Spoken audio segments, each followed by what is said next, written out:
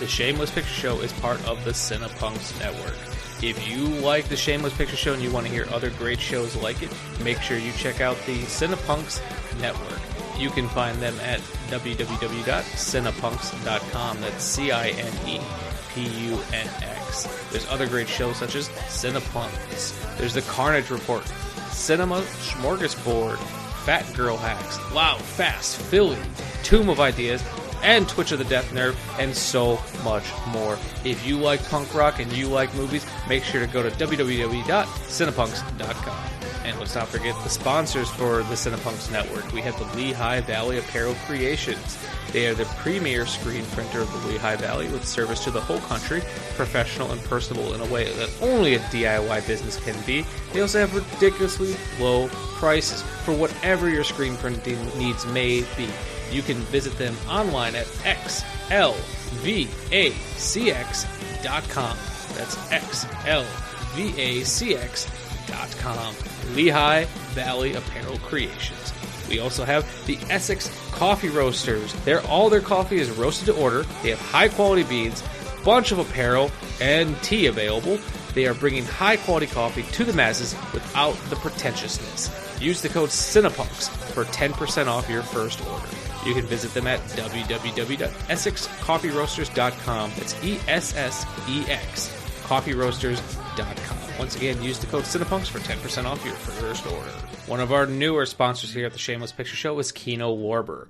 With a library of over 4,000 titles, Kino Lorber Incorporated has been a leader in independent art house distribution for 35 years, including 30 films per year theatrically under its Kino Lorber, Kino Repertory, and Alive Mind Cinema banners, garnering 7 Academy Award nominations in 9 years. In addition, the company brings over 350 titles yearly to the home entertainment and educational markets through physical and digital media releases. With the expanding family of distributed labels, Kino Lorber handles releases in ancillary media for Zeitgeist Films, Milestone Films, Cohen Media Group, Greenwich Entertainment, Artsploitation, Palisades Tartan, Raro Video, and others, placing physical titles through all wholesale, retail, and direct-to-consumer channels, as well as direct digital distribution through over 40 OTT services, including all major TVOD and SVOD platforms. If you'd like more information on Kino Lorber and all the great titles they're putting out, be sure to check them out at www.kinolorber.com. That's KINOLORBER.com. KinoLorber.com. Good evening. I'm Lucé, and on dark and eerie nights like this, I can't help but think about Halloween. I'm so sick of Halloween celebrations being limited to a few weeks out of the year. That's why I created It's Always Halloween, a year-round podcast on which I'll dive deep into the dark history of our favorite horror-filled holiday. Each episode will explore one specific custom, fear, or fright, inspired by my own curiosity and listener queries. If you have a Halloween question you need answered or just want to share a Halloween memory, call my All Hallows hotline at 802-532-DEAD. Or you can write me an email at it'salwayshalloweenpodcast@gmail.com. Tune in if you dare.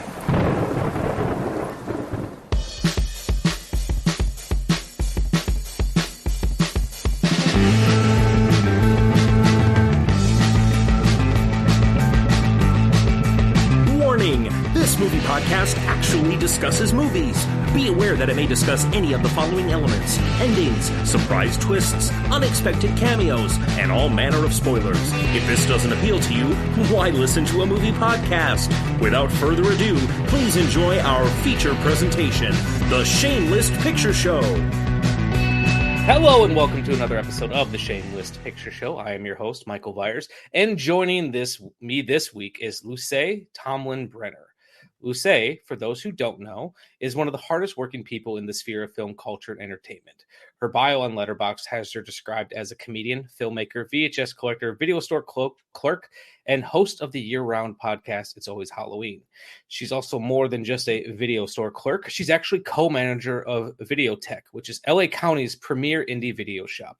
However, if she's not hosting her own show or recommending movies to her patron, she can be found on stages all over Los Angeles and guesting on Screen Drafts. Welcome, Lucé. Thank you so much for having me. I'm thrilled to be here. My favorite thing in the world is talking about movies and, as you said, recommending movies. And I am excited at the prospect of getting more people to see Little Darlings because it has not been available to many people for years. No, and I definitely want to touch on that when we get to that point. But first, before we talk about anything, I wanted to ask you about It's Always Halloween. Yes. So where did this idea, how long have you been doing it for? Because I was actually listening to an episode today. Which episode was I listening to? I wanted to listen to it because I've listened to it on and off. Sure. Yeah. But I wanted to listen to one before today's episode. I was listening to the episode with Joe Carlo, Looking Gorgeous. So one of your more recent ones. Yes. Joe Carlo is an incredible person that I met because I started doing the podcast, and I've met so many people through doing It's Always Halloween. If there's a little bit of noise in the background, it's because we just rescued a new black kitten from the streets. Oh, well, that'll work. Blessing. Yeah. That'll work because the cats interrupted your episodes that I was listening to. Yes, that's right. Yeah. We just rescued this little kitten who was hanging around our apartment building, being very friendly. We had to bring her inside because we were like, we can't leave this little friendly cat outside in downtown Los Angeles. Oh. And now she has integrated herself with the other two cats, Thunder and Baloney. And she is a menace in a great way, but she is just like, I see that you are not paying attention to me, so I will start knocking things over. I love the cats' names. Like, I feel like all of ours are very movie related, and I just love the Thunder and Baloney. I love that. Yes, I know. And then we don't officially have a name for this one yet, but we've been calling her Little Panther because she's all black and she's very tiny. And then LP for short, which I also like because she's black like a record. So that was perfect. Our little LP. So when did It's Always Halloween begin? And why did you start it? It's Always Halloween was a pandemic passion project. So I actually had the idea for years before 2020, but it wasn't until lockdown that I was actually afforded the time to move it from the imagination state to an actual thing that I could create, that I had the time to create. As you said, I'm a comedian. I've been doing stand-up since 2011 and improv since I was in high school. And comedy means a lot to me. It's my life. I teach comedy. I perform most nights. And when I couldn't do it during the pandemic, I mean, I was leveled. Like I had never, that was 2020. So yeah, I don't think there's been a time in my life where I wasn't able to get up on stage at least a few times a month, so to have so long to not be able to get on stage, the depression level had hit me the hardest I think I've ever had in my life. And I was like, I need to perform in a way that's not online because Zoom performances weren't cutting it for me. They were making me feel even sadder. I was lamenting what I was missing about live audiences. And I was already podcasting. I used to have a film podcast called You Need to See This. That was actually a kind of a similar format to this incredible show where one of the hosts, there were three of us, one of us had to have at least not seen the film. Yep, and that's my rule. Yeah. And either two of us or one against two had to convince the other ones why they needed to see the film with no spoilers. So, that's interesting. We had to come with 5 reasons why you need to see this. And then hopefully you were also convincing the audience if they hadn't seen it as well. And so the podcast is still going. I think I left in 2020 or 2021. I don't actually remember, but it was because It's Always Halloween was taking off and I wanted to put all my time into that. But I had that film podcast and I had been doing film podcasts and guesting on podcasts since 2015, 2016. And I really like the medium a lot. And I like how democratic it is. It's open to everyone. And it was something I knew I could set up and do in my own house. I didn't need to have guests or anything. And I have been a passionate Halloween enthusiast since I was a little girl. And I remember asking my mom before starting the podcast, where did this love come from? Like, do you remember, like, were you, because I know my parents were super into Halloween, and I was like asking if they were instilling it in me. And my mom said that I basically instilled the Halloween passion in them at like age 3 or 4. I came home from preschool and it was October, and I asked, are we going to decorate for Halloween? And my mom was like, I guess, like, where did this come from? And I guess at school we had been making Halloween decorations for the classroom. And so I wanted to do that at home. And I remember we went out, we didn't have a lot of money. Both my parents were teachers and not always at the same time. We weren't always a dual income household. So, and it was just me, and we lived in this cute little small house and outside of Cleveland, very blue collar neighborhood. And, we went out to like the dollar store or whatever, and we got these 2 blow up ghosts. They were like, they were, person size. They were probably as tall as I was. They were probably like 3 feet tall or something. And they had like these little arms, that kind of went out, and it just painted on little black eyes and mouth, like, and we got 2 of them, put them in the yard. And then we got some crepe paper skeletons that had like the cardboard, head, but the crepe paper, like arms and legs with the cardboard feet and hands on them. We got a couple of those and hung those up on the porch.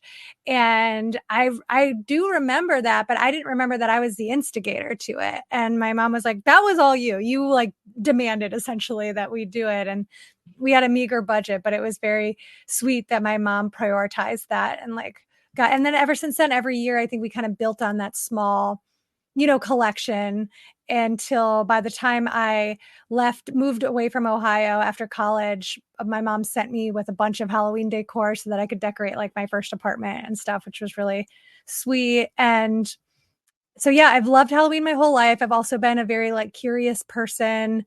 I have a passion for history.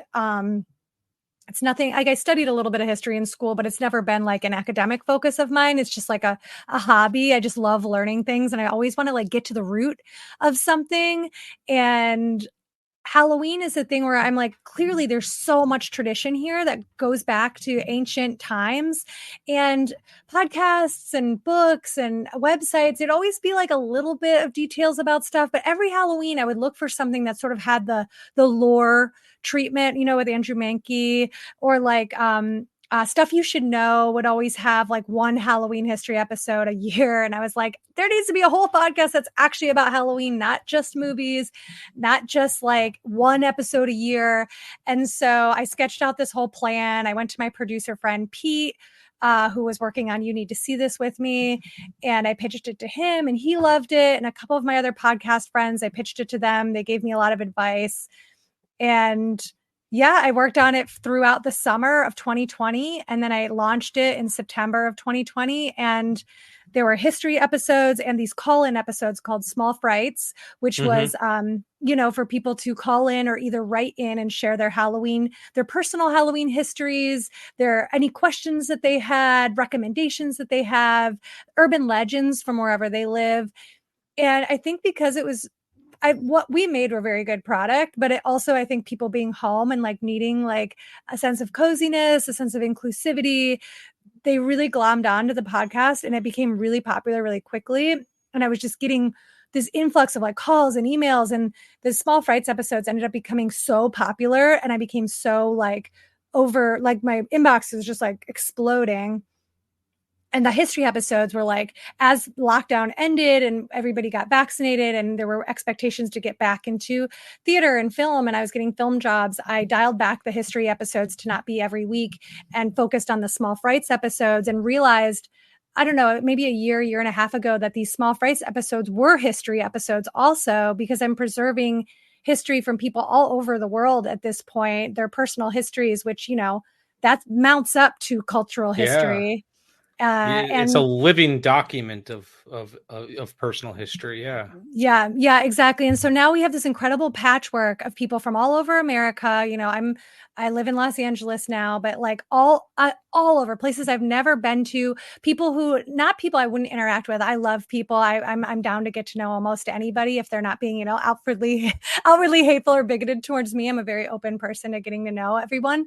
But people like, I've never been to Arkansas, and we've got hundreds of listeners in Arkansas. We have people who live in the deep South, a place I've never been to, a place I don't know that much about, who have so much in common with people in New England or in the Pacific Northwest, you know, and we live in, well, I think this has always been true. But like, we have a lot of like preconceived notions about people all over the world, but especially like in our own country, especially as things get like more heated and people are worried for their safety, that there's certain enemies, you know, that we imagine in certain places. And this was something I always had an inkling about, but definitely doing the podcast, I've learned how many incredible people are all over the country, and you can't write off a town, a state, a region to be any certain way. I've had people write in that are like, I'm a straight, white, upper class like man, and I don't know any queer people, and getting to listen to a podcast run by queer people who, when queer people like write in, he's like, I've really enjoyed it, and it's like opened my eyes. And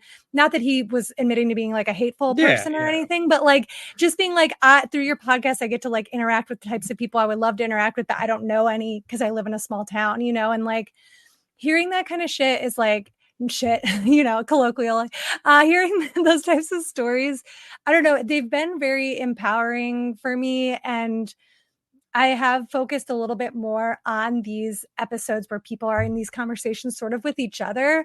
And because, you know, I'm a storyteller, I've been talking about my own life on stage for most of my life, but a lot of people don't have that, you know, ability, and like they might want to, and they don't even have the outlet for it.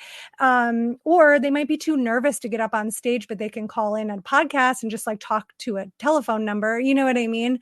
And it's just really meant a lot to me that not only can I connect all these people with each other and create this like cozy sense of home throughout the world, despite like somebody in Australia and somebody in California are having totally different experiences, but they can feel connected over this.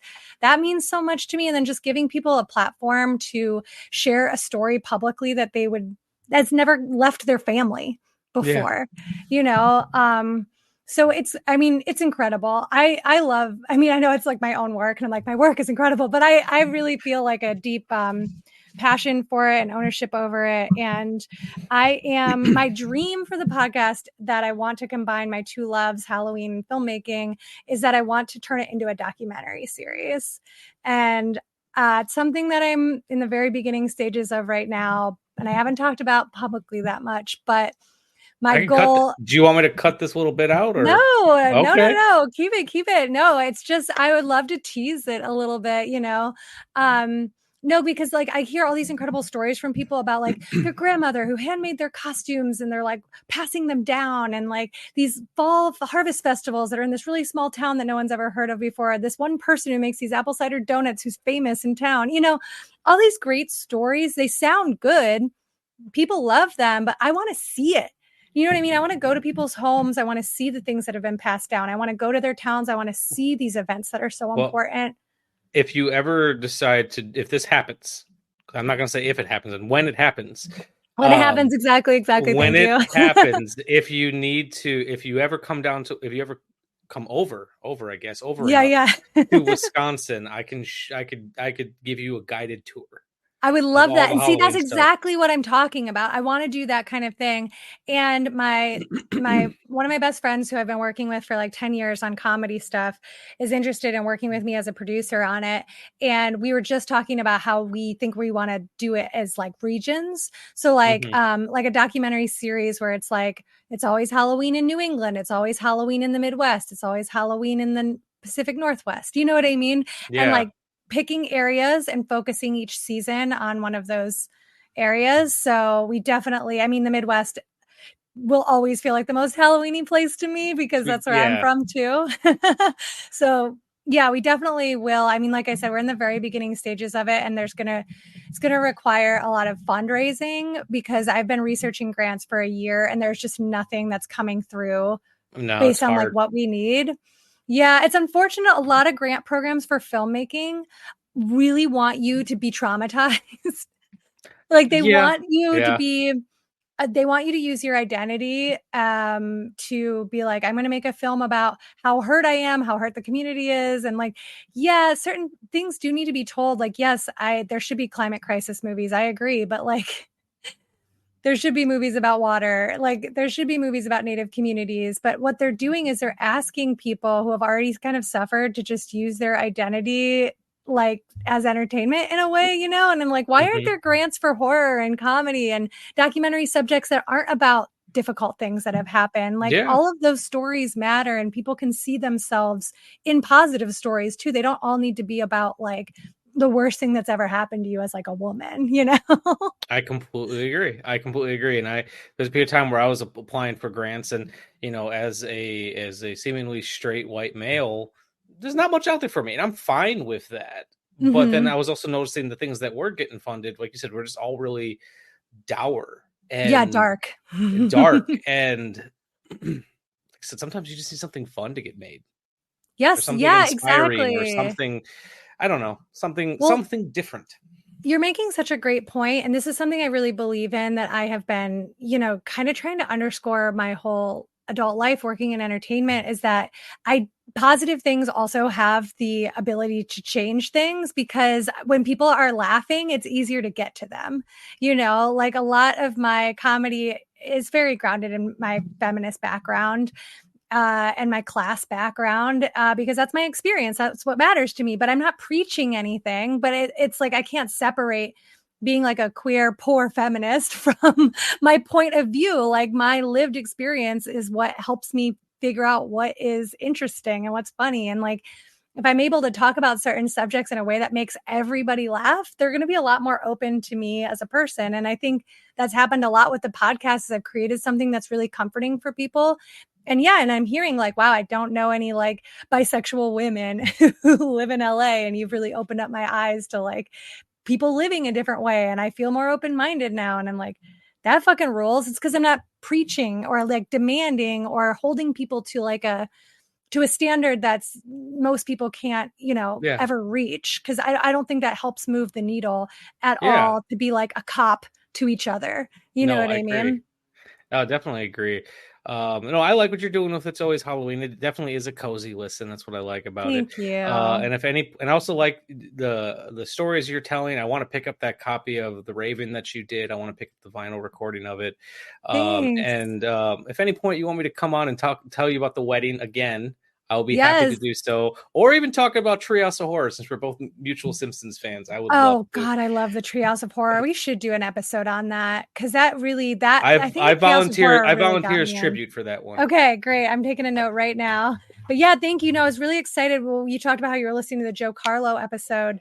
I came into contact with Joe Carlo, and he has this really great DIY publication house called Displaced Snail. People can check out his work on displacedSnail.com. And I found him because a friend of mine got me a pack of ghost story zines for my birthday one year. And it was 5 turn of the century, like Victorian ghost stories, each in their own little tiny, cute booklet.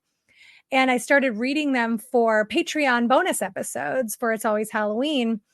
And when I finished recording each of them, I sent them to him, and I was like, hey, I credited you on these. Like, I thank you for printing these, you know, and they're all public domain stories. They're old enough, which is why he was able to reprint them also. But I was like, hey, I think your work is really cool. I love what you're doing, and I'm sending you these stories for free, and I hope that you like them and that this doesn't bother you. And he right away like loved it. He got into the podcast really quickly and was like, hey, do you want to start collaborating on things? And so together, Joe and I have made 2 zines called The Lantern's Way, which our listeners are known as lanterns. Which I love. I think it's just an adorable little Thank you. I know, it's so cute. They're cute. They came up with it. I love them. I love my listeners so much. I'm like, these are all my best friends. I met so many people through doing the podcast that I am just obsessed with. I haven't gotten to meet most of them, but when I have met them, I'm just like, wow, we all feel like we were separated at like a young age. Like we grew up together. In fact, one of the girls that I met through doing the podcast who does live in LA, she and I became such close friends that she played the piano at my wedding. Oh, that's adorable. Right. So it was like really amazing to like through the podcast, I met this person who is like kind of impacted my life forever in this special way. All that to say, so we made this zine together that is listeners' letters and photographs. And it's we have 2 seasons of it, 2 different zines. They're all over 65 pages and it's all full color. This beautiful booklet's filled with recipes and ghost stories and urban legends, all individual, all local, and people from all over the world and people's art and everything. So, you know, anybody that misses that like handmade quality of Halloween, as we are, you know, increasingly relying on digital entertainment, I feel like we're moving away from that fun, like tactile aspect, that like artsy aspect of Halloween that a lot of us grew up with. And I think, you know, Joe and I compiled them together. He did the layout and then he printed them and distributes them through Displaced Snail. And they're gorgeous. They're really, really sweet. And then we made the Raven together. So I read the Raven. He pressed it on his home, like vinyl. I know. Like, I was listening to that today when press. he was talking about that. Yeah. It's so cool. He does such a good job. Record lathe, that's what it's called.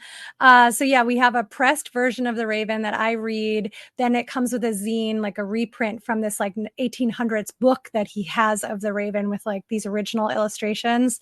It's in fact, look, Well, I have it here. Has this picture of a raven that Manet did.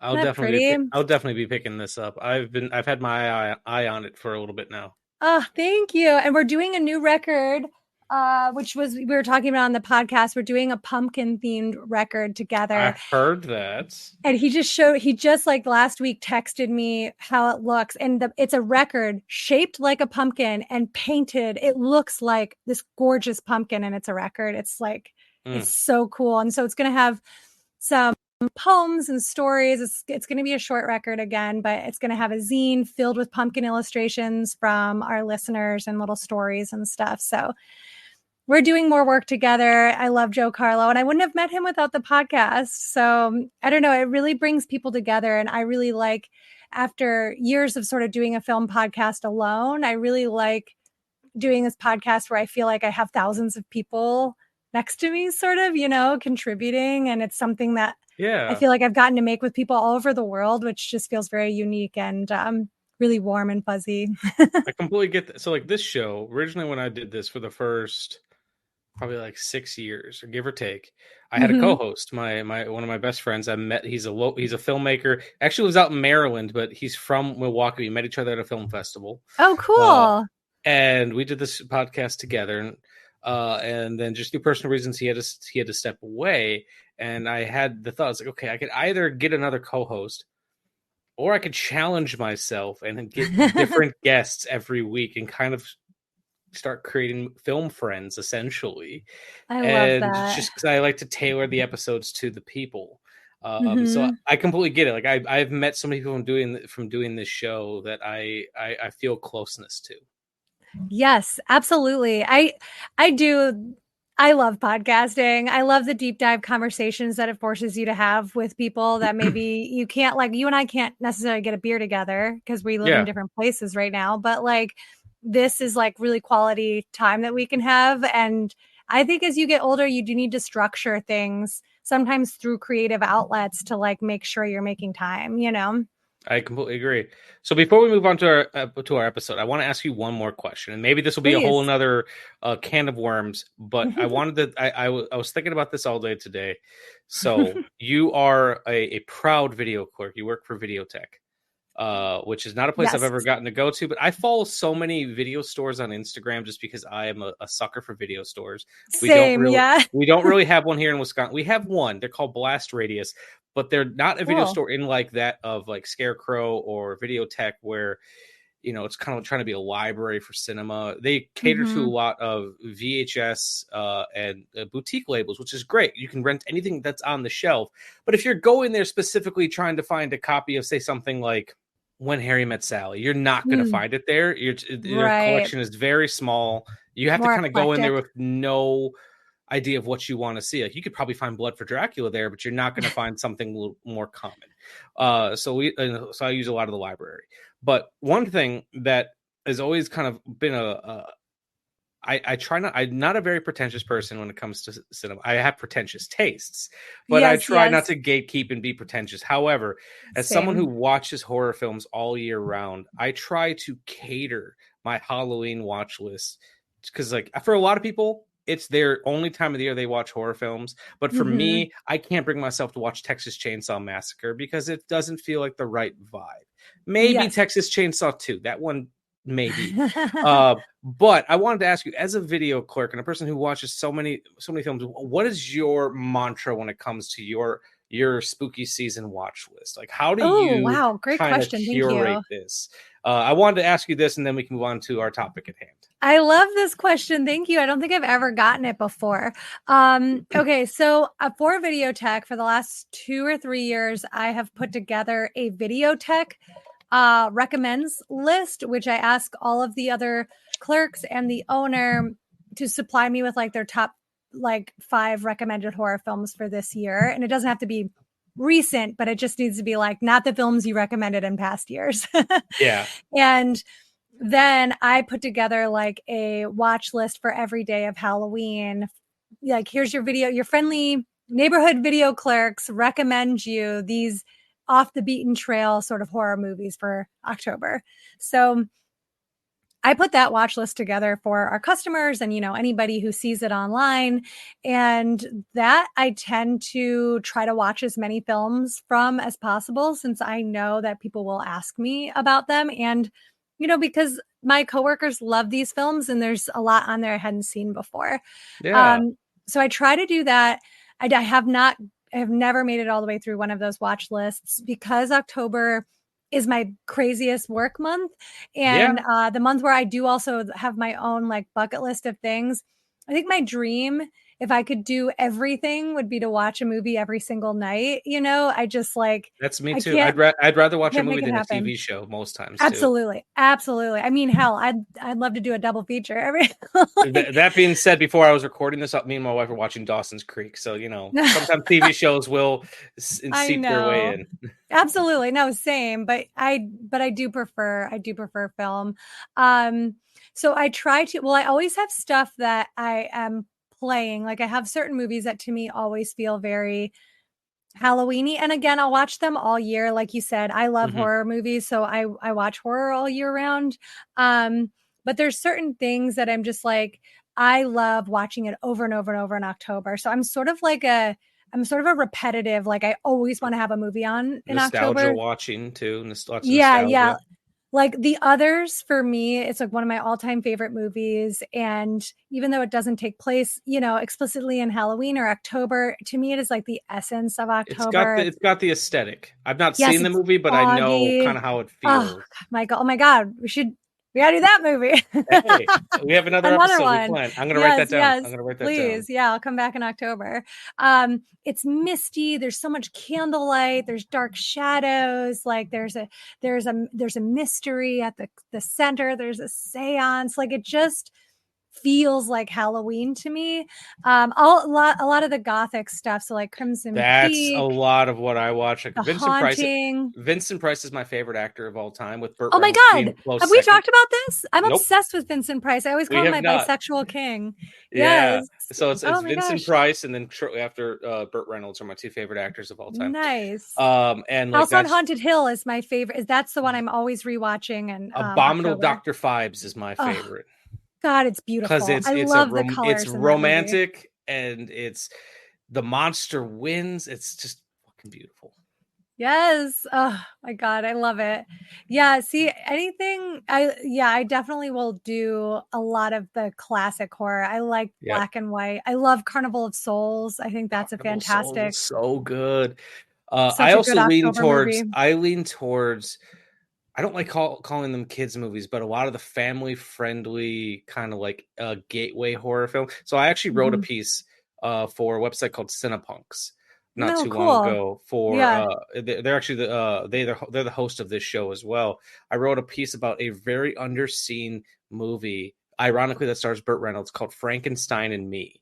And I wrote this really like personal like blog about it and about relating it to my life and how it just makes me bawl like a baby every time I watch it because it reminds me so much of my dad. And the director actually saw it, and then I had him on the show. So like I watch a lot of things like kids interacting with spooky things.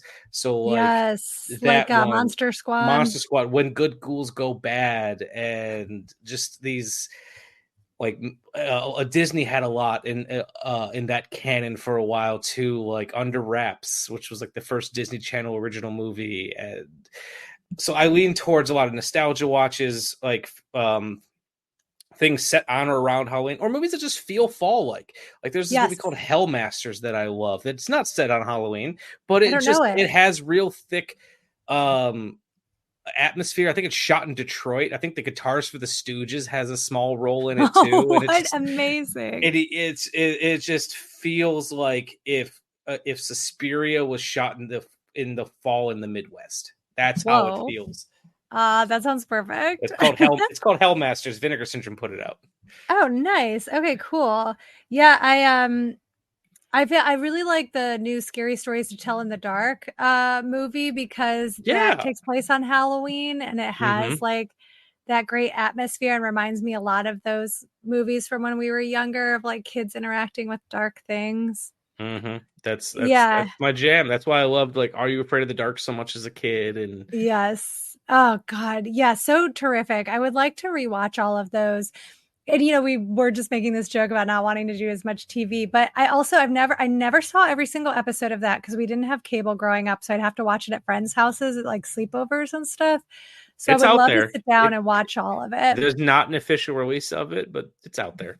Yeah. Okay. So that, and then I've never watched every episode of Tales from the Crypt either. And I actually haven't either. It was one of those shows that I remember seeing, but since it was on HBO and I didn't have that channel, I didn't. I also was at my grandmother's house. Like that was the only time I ever got to watch it.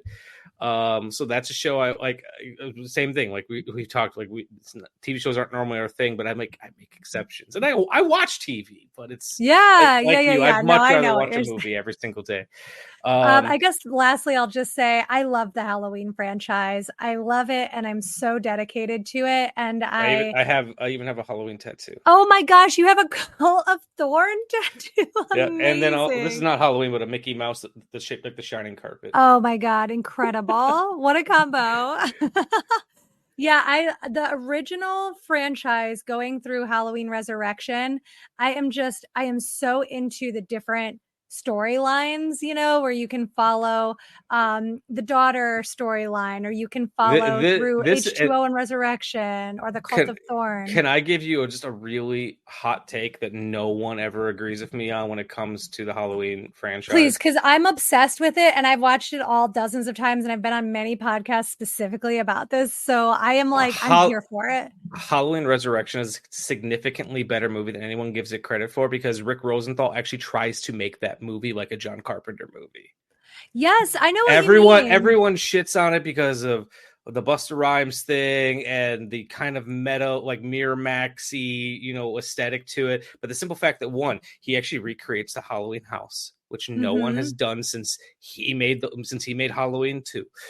He shoots it like a John Carpenter film, and he has a lot of reverence for that character, and just the way that he has Brad Lorry, who's playing Michael Myers, move in that movie.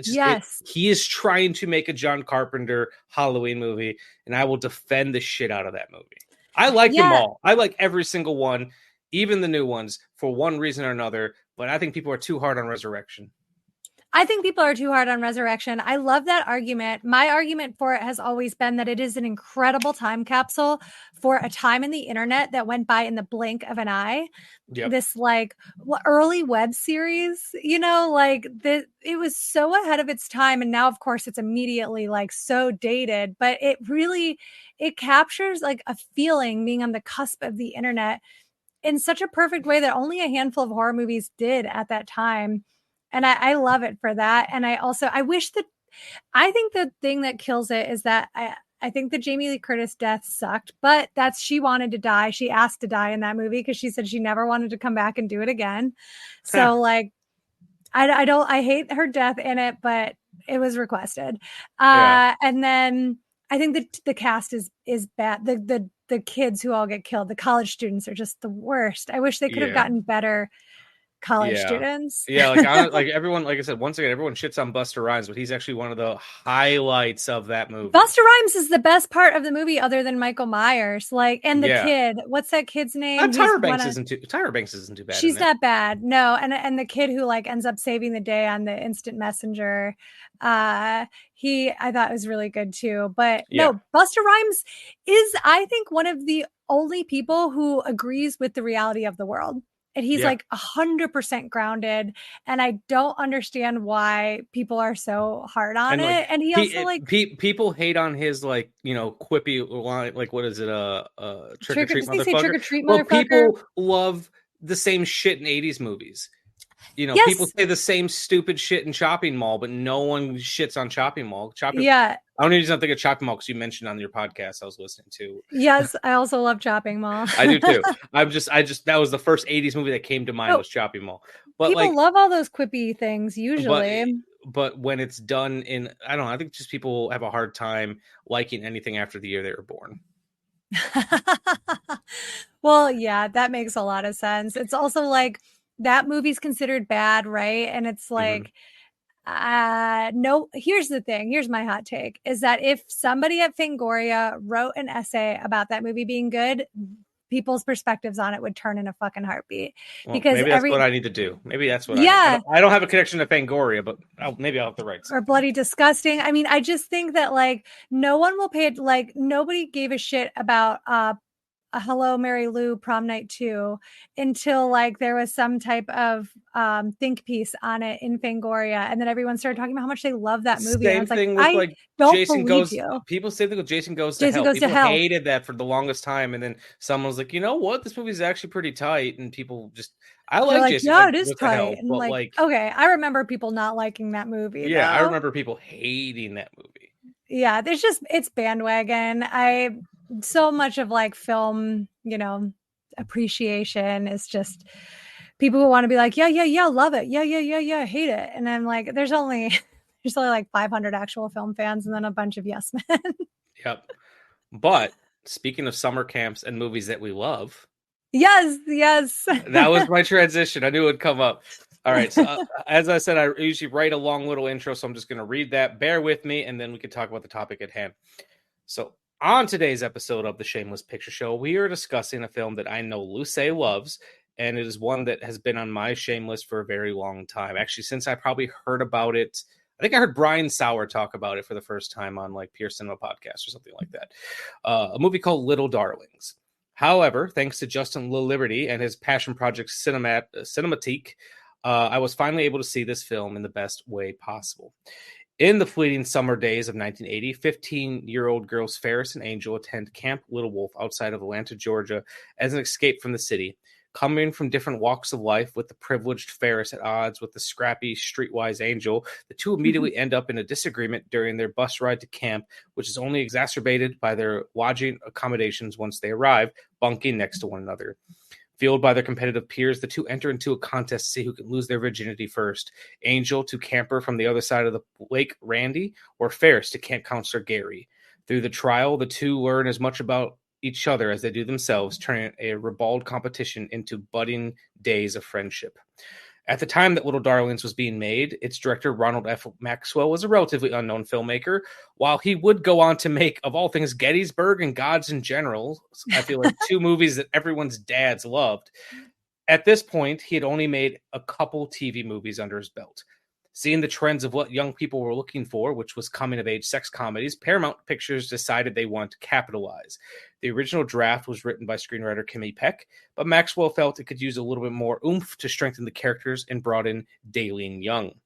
Audiences appreciated the film because it went beyond regular sex comedy trappings and was a lot more sweet and sincere. However, despite favorable reviews, the film's R rating hurt it from capturing its target audience, and years of soundtrack licensing issues made it hard for people to see for a very long time.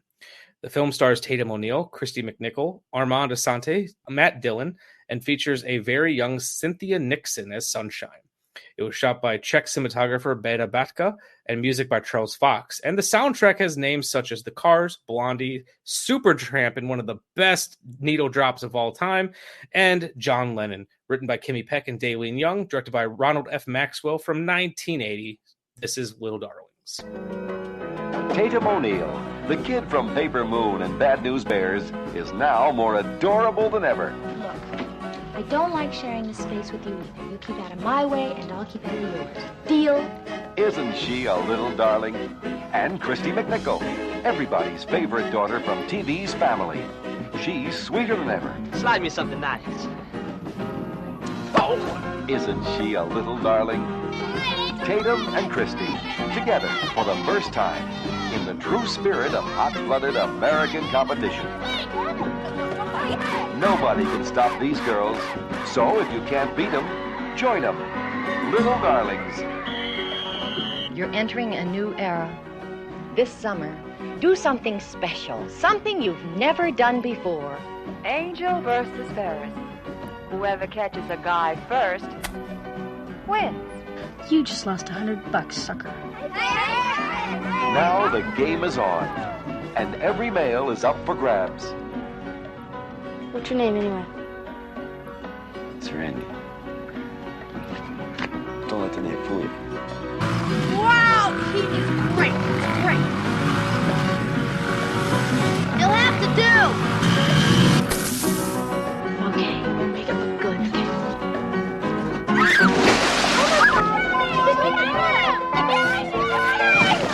Oh, this is so romantic.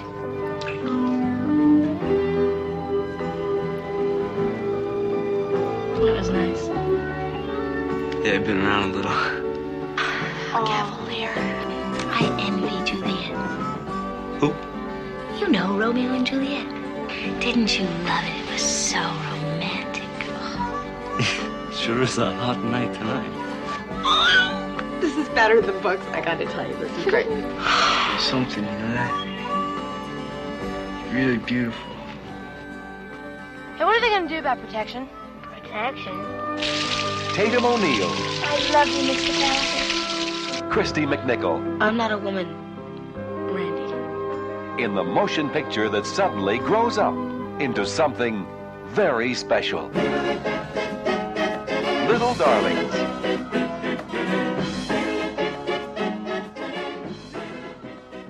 So this was the very first time you've seen this movie, right? I had never seen it. No, it was a movie I knew I wanted to see. And I think like a bad copy of it was floating around YouTube for a while. Yeah. But well, and I don't everywhere else too. I think I saw it on tape, 25 years ago. But once Vinegar Syndrome's sub-label Cinematique, this was their first release. Yeah. And I pre-ordered this. Gorgeous. I know. I pre-ordered the second it got announced because I knew this is a movie I wanted to see, and I have such a fondness for coming of age films. Me too. Oh, good. I was hoping we would talk about this. I think this coming of age might be my favorite genre more than horror. It's definitely up there for me, and it's funny as I got. And I think reason I like it so much is because I'm now at the point where I have already come of age. So it's kind of a thing to look back on. And then not even sometimes look back on, but just see different aspects of growing up. Because I have one singular viewpoint of what it was like to grow up. And it was honestly pretty boring. And it wouldn't make a pretty interesting movie. But I can watch different perspectives and to see all the subgenres, even within coming of age films. Like you can have the coming of age slasher film, you can have the coming of age teen sex comedy, you can have so many different ways of doing a coming of age film, or even some of the greatest films of all time, like the 400 Blows is a coming of age film. Absolutely. I love the 400 Blows, by the way. I love So do I. It. So do I. Good. So, like I said, when we first talked about doing this, like I said, I originally approached you because I was really enamored by your picks on Screen Drafts when you're doing the Spielberg draft. And the fact that you went to bat so hard for Close Encounters. I think my favorite movies. I was screaming when it got vetoed in my car. Thank you. No one appreciates Close Encounters, and I think it's one of his very best films, like top 3 easily. I completely agree. But I figured me and you could have a good conversation about film. And in our prep for this episode, we had pitched a lot of different things because I knew you had a love for John Waters, and he's one of those filmmakers that I've been intentionally not rushing through his entire filmography because I just want there to always be a nugget for Oh my me gosh. I relate to that discover. so hard. That's what I was doing with Yorgos Lanthimos for the longest time. I was not watching The Alps because I didn't want to not have a Yorgos Lanthimos film to watch. Exactly. Like John Carpenter's my favorite filmmaker of all time, and I've not watched all of his movies because I will always want there to be a John Carpenter movie for me, but I'm gonna have to eventually just pull off that Band-Aid. Right. Oh my God. You're the first person who has agreed with me on this. Usually people are like, what are you talking about? And like, I did just watch, I watched The Alps to prep for Kinds of Kindness because I'm like, I want to go through and watch everything. And well, I think it comes down to two things. One, ADHD. Okay, yeah, and nice. then two, I'm not much. Like going back to TV, I'm not a binger. Like I want to savor things. I want to savor things. So especially film, because like once you watch a film, you get the joy of rewatching it and finding other stuff out about it. But you can also never. You can never see it for the first time ever again. Oh, and it's so great. I mean, it's akin to sex for me, or I'm just like, when it's good, I'm just like, oh God, it's so good.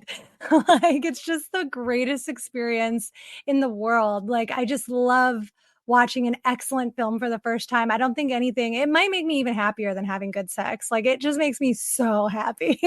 That's kind of how I felt watching this. Because you know, we live in a world where we're constantly connected to everyone and everything. And you're a busy person like myself, so I'm sure you know what it's like that you sometimes have a hard time compartmentalizing importance of things. Like, oh, I need to reply to this right now. So what I did is I actually put my phone on the other side of the room, so that way I was too like because if I'm watching something like Dawson's Creek, I don't care. Like I'll can multitask. miss like a soliloquy by Joey. But if I want, I want to really experience this. So I put my phone on the other side of the room and this is what I did that night. And it just washed over me. I fucking loved this movie. And they're out in the woods too. So you have that like feeling of like, great, I'm out in the woods. No one can bother me. Well, I live in a city, but I'm more of the woods, I guess, than you are. Right. Well, I just meant like you can be in that in the woods, yes. the woods of the mind. Yes. And like, I try not to talk about my obsession of home theater too much on this show because it doesn't interest people. But like, I have spent a lot of time and money to essentially make a theater in my house. Really? Yes. I didn't know that. That's so cool. I have speakers that are essentially the size of as tall as me. I have surround sound. I have Atmos. I have a nice OLED television. And the reason I mention that is because I have my walls in my living room painted black. So with an OLED television, any of the, like the black bars on the top and bottom of your screen, they blend in with my walls. I don't even see them. So it's just me and the movie, and I'm enveloped by everything. And that's it was incredible. Next to going to a theater and watching it with people. This was the best way I could have seen this movie. Wow, I love that. Wait, is this your living room or you have like another room that you've done? Oh, no, it's my living room. This is my living room. I'll remind me after the show and I'll send you some photos. Please. Yes, that's so good. I'm in. As soon as you're like, a lot of people don't like hearing about it. I'm like, I do. Tell me more. We have surround sound and we have a pretty nice TV that's behind us. But like, I want to have like, ours is like a 60. I don't know. I want to have like a big, like an 80. Yeah, mine's only about a 55-inch, but let me tell you, the theater of the mind, when you have all the lights off and it's just screen, you don't realize how small it is. Oh, I love that. But we have too many lights. The city lights are just they're creeping into every window because we're downtown. I'm one of the few people on this planet that likes when it gets darker because I can watch yes, movies better. Yes, I know. And there's nothing like, we have heavy velvet curtains that do block out the light pretty well, but like there's nothing that makes me crazier than like little lights popping through when I'm in movie zone. I feel that.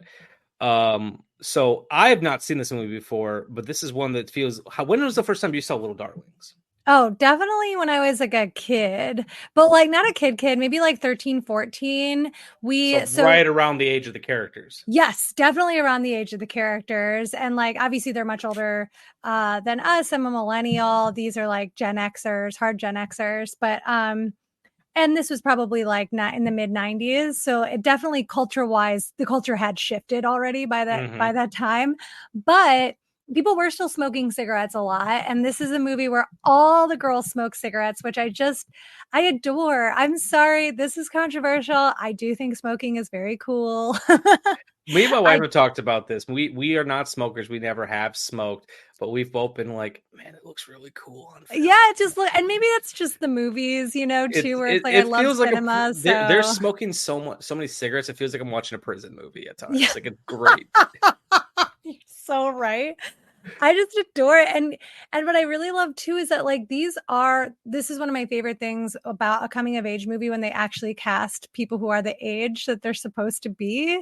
So it's like you're really watching these like 13 to 16-year-old girls, and like to see like essentially children smoking is really novel, I think, which I guess Tatum O'Neal has just been doing most of her life. Yeah. But you know, so when I saw it as a kid, we rented it from the local video store. I was, you know, this is my 5th video store, Videotech. I have been working at video stores since I was a senior in high school. I started working at Suncoast, which of course is a mall store, not a rental store, but you know, selling movies started. I remember Suncoast. Oh yeah, I loved it. I loved working at Suncoast. I was there for a year, my senior year, and then when I went off to college, I started working at my hometown video stores in the summer, Bookseller Video, which started out as a bookstore in the 70s, and then when, you know, tapes were invented and became something that was more accessible, video stores started up. Bookseller started renting videos, and they added the video to their name. So there are 2 of them in my hometown. My earliest memories as a child is going to the video store. One was in an old decommissioned bowling alley, and the rows were like over the lanes, which is crazy. So Midwestern, I can't even handle it. Like, it's right? tingly. It's so Midwestern. It's incredible. So that was one of them. And then the other one, which was on the other side of town, basically there was like one on the west side, one on the east side. So the one on the east side of town, we started going to more often when I was like a teenager. I don't really know why, when the shift happened, but we started going to that one more often. I think it was a bigger store. My parents wanted more selection. And the best thing about it is, like, I'm an only child. My parents were very like focused on me all the time. And so they had me on a tight leash, very strict. I wasn't allowed to do a ton, but I was always allowed to watch as many movies as I wanted, which was very cool. And when we got to the video store, they let me free. So I could just like fucking run around like crazy at the video store. We would be there for an hour or more. It was an activity, you know? And so they were very strict about what I watched until I was about 13. And then I was allowed to start watching rated R stuff. But from my childhood ages, I was only around like G and PG. And then when I got closer to middle school, PG-13. And then by the time I was in middle school, I was allowed to start watching R. So I think I had to have everything. I had to run all my choices by my parents until I was in middle school. And it was like at that point that I was really into the like summer camp comedies. I was trying to just watch all comedies basically from like every decade, and my favorite ones were like summer comedies. So I think I had watched all the Meatball movies, the Bill Murray, and then that led me to Little Darlings somehow. But you know, back in the day, like especially as you're a child, we didn't have the internet until 2002, I think, at my house. So like I didn't really use the internet much as growing up. And we had books. We had the Video Hound book that had every movie ever. Yeah. And I would look things up, but what I really loved doing was just walking the aisles, because we were just hanging out there on a Friday night for hours. So I would just walk the aisles and look at anything that caught my eye. I would look at, I'd turn it over, I'd read the description, I'd see if there were any, quotes from Roger and Ebert or anybody that seemed like they were like tantalizing. I'd look at all the pictures, I'd imagine what the movie was about, and then if it like passed all of my little kid tests, then I would be like, okay. And I was usually you could get up to 8 movies. My parents would rent 4, and I was allowed to rent 4. So I think it was like one of the 4 that I got out one time, because I was like, girls camp. I love girls. I love camp. And I didn't realize like how dirty I think that it was going to be. But of course I loved that too, because I was also like a child pervert. So like a very horny child. Well, and what I think works so well about this film is it's raunchy and kind of horny in its own way, but it's not like excessive.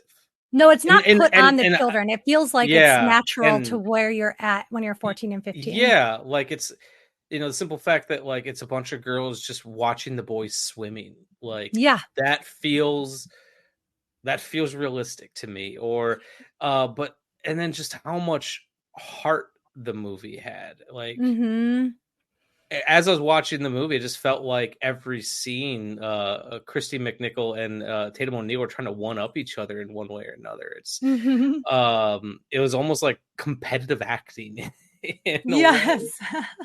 But then, like, even the smaller roles, like some of the other characters that who didn't really go on to do as much, like Krista Erickson, who played Cinda, the popular girl, the bully. Popular girl, the actress. She was so good in this. She was incredible. My favorite character, who's not like the lead, my favorite side character is the 10-year-old who wants to be with the middle school girls. Oh, she's so good. She's so funny, and she has so many great lines and so much good physicality. And every time, all the girls are so fantastic. Anytime the camera is on a group of them, they're all acting. It doesn't seem like any of them are checking out. Yes, exactly. There's the moment that I actually I rewound it because my wife was doing other things like playing like a game or something while I was watching it. So there's a point I rewound and made her watch just because it's such a great little piece of acting from that 10-year-old. I can't think of her character's name, but it was when Armand Asante was singing that song around the campfire, and she's sitting right in front of him.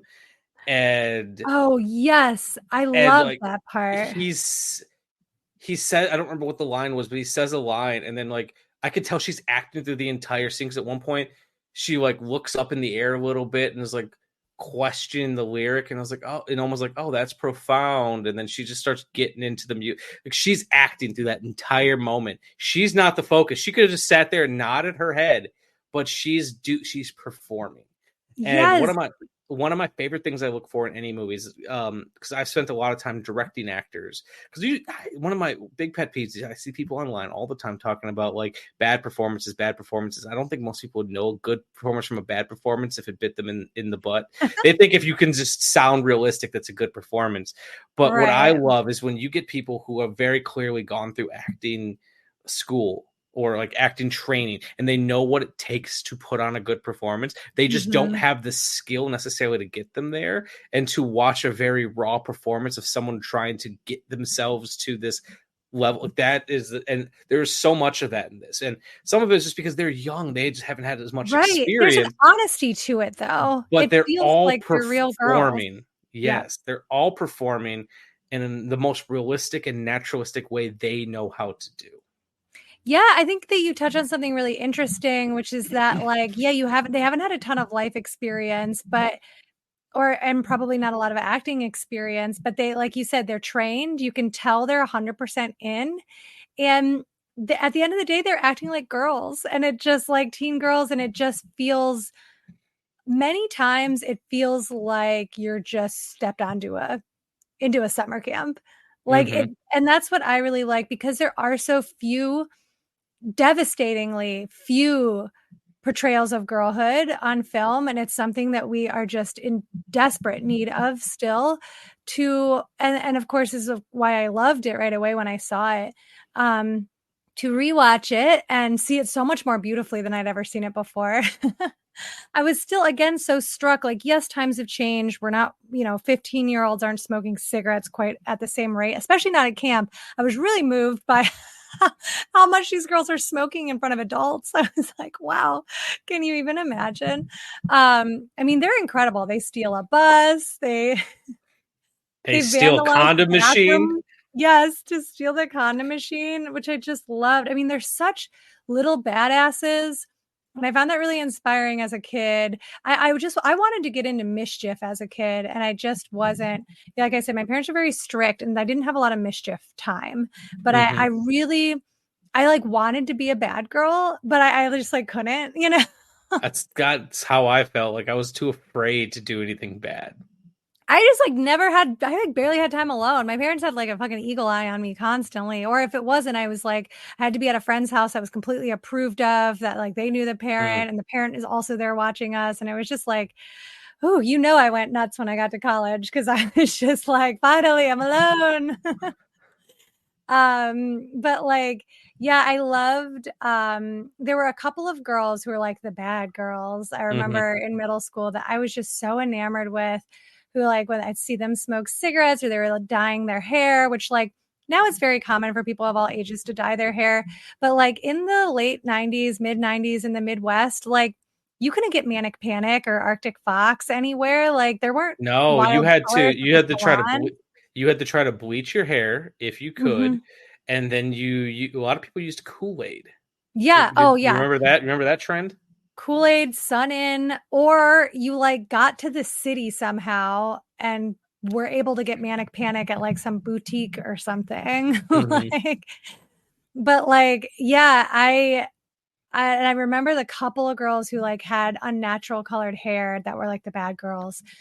And like oversized clothes were like a mark of like the bad kid at the time, and like Marilyn Manson t-shirts. And I just remember this one girl who had this like wet red hair that was like parted in the middle, no bangs, wet to her shoulders, always flipped out a little bit, big chain necklaces, so many chains, big Marilyn Manson t-shirt to her knees, big wide leg jeans, and just like, yeah, this bright red fake hair color, and lots of black eyeliner, and just always smoking cigarettes. And she's like maybe a year older than me. And I was just like, oh, I love you. Like I thought she was so cool. And I was always obsessed with like Nancy Downs from The Craft. She had that kind of look going. And so yeah, I think Angel was just like a character that I just loved. Like I wanted to be tough and strong and have people be a little scared of me because I was a nerd. Like I was a straight A student. I wasn't tough. I was a very sensitive kid. I didn't like horror movies as a kid. I got scared really easily.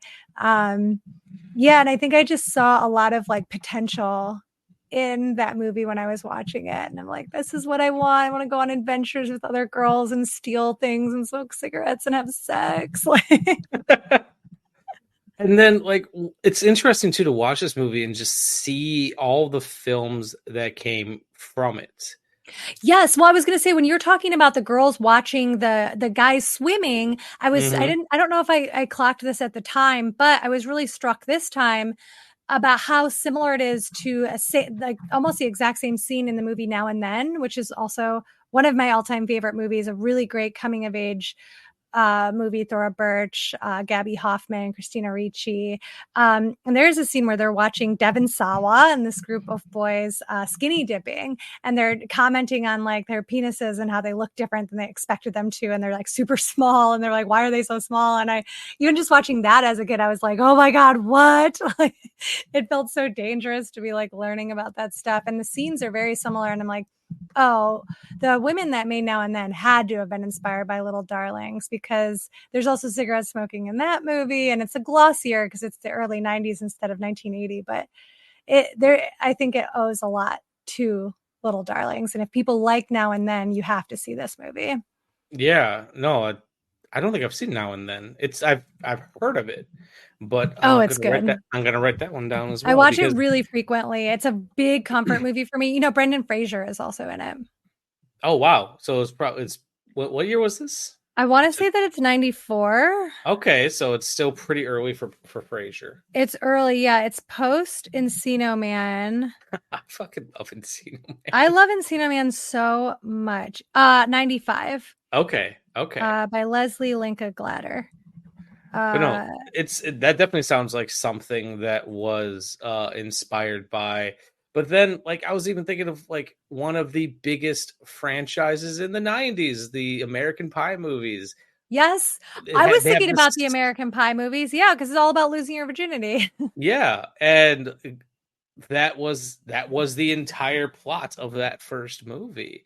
Yeah, but they were seniors in high school, right? So it's like, it's so much more subversive that these are girls either going into their freshman or sophomore year, you know, and it's 20 years before American Pie. And like, there's this great scene, and all the bet, you know, the fact that it was also a bet, it was recalling She's All That and 10 Things I Hate About You. Mm-hmm. And I was like, I don't know. And I wanted to ask you about this. I didn't look it up. I was just going from my own cinematic memory, but I don't know if there are any bet movies where the girls are betting on the guys.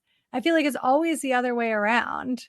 I'm sure there is something. I'm sure someone will listen to this and, you know, actually us to some extent. Sure, please. I can't think of one At least that it's not was zeitgeisty. yeah, and like this movie is barely zeitgeisty. It's Right.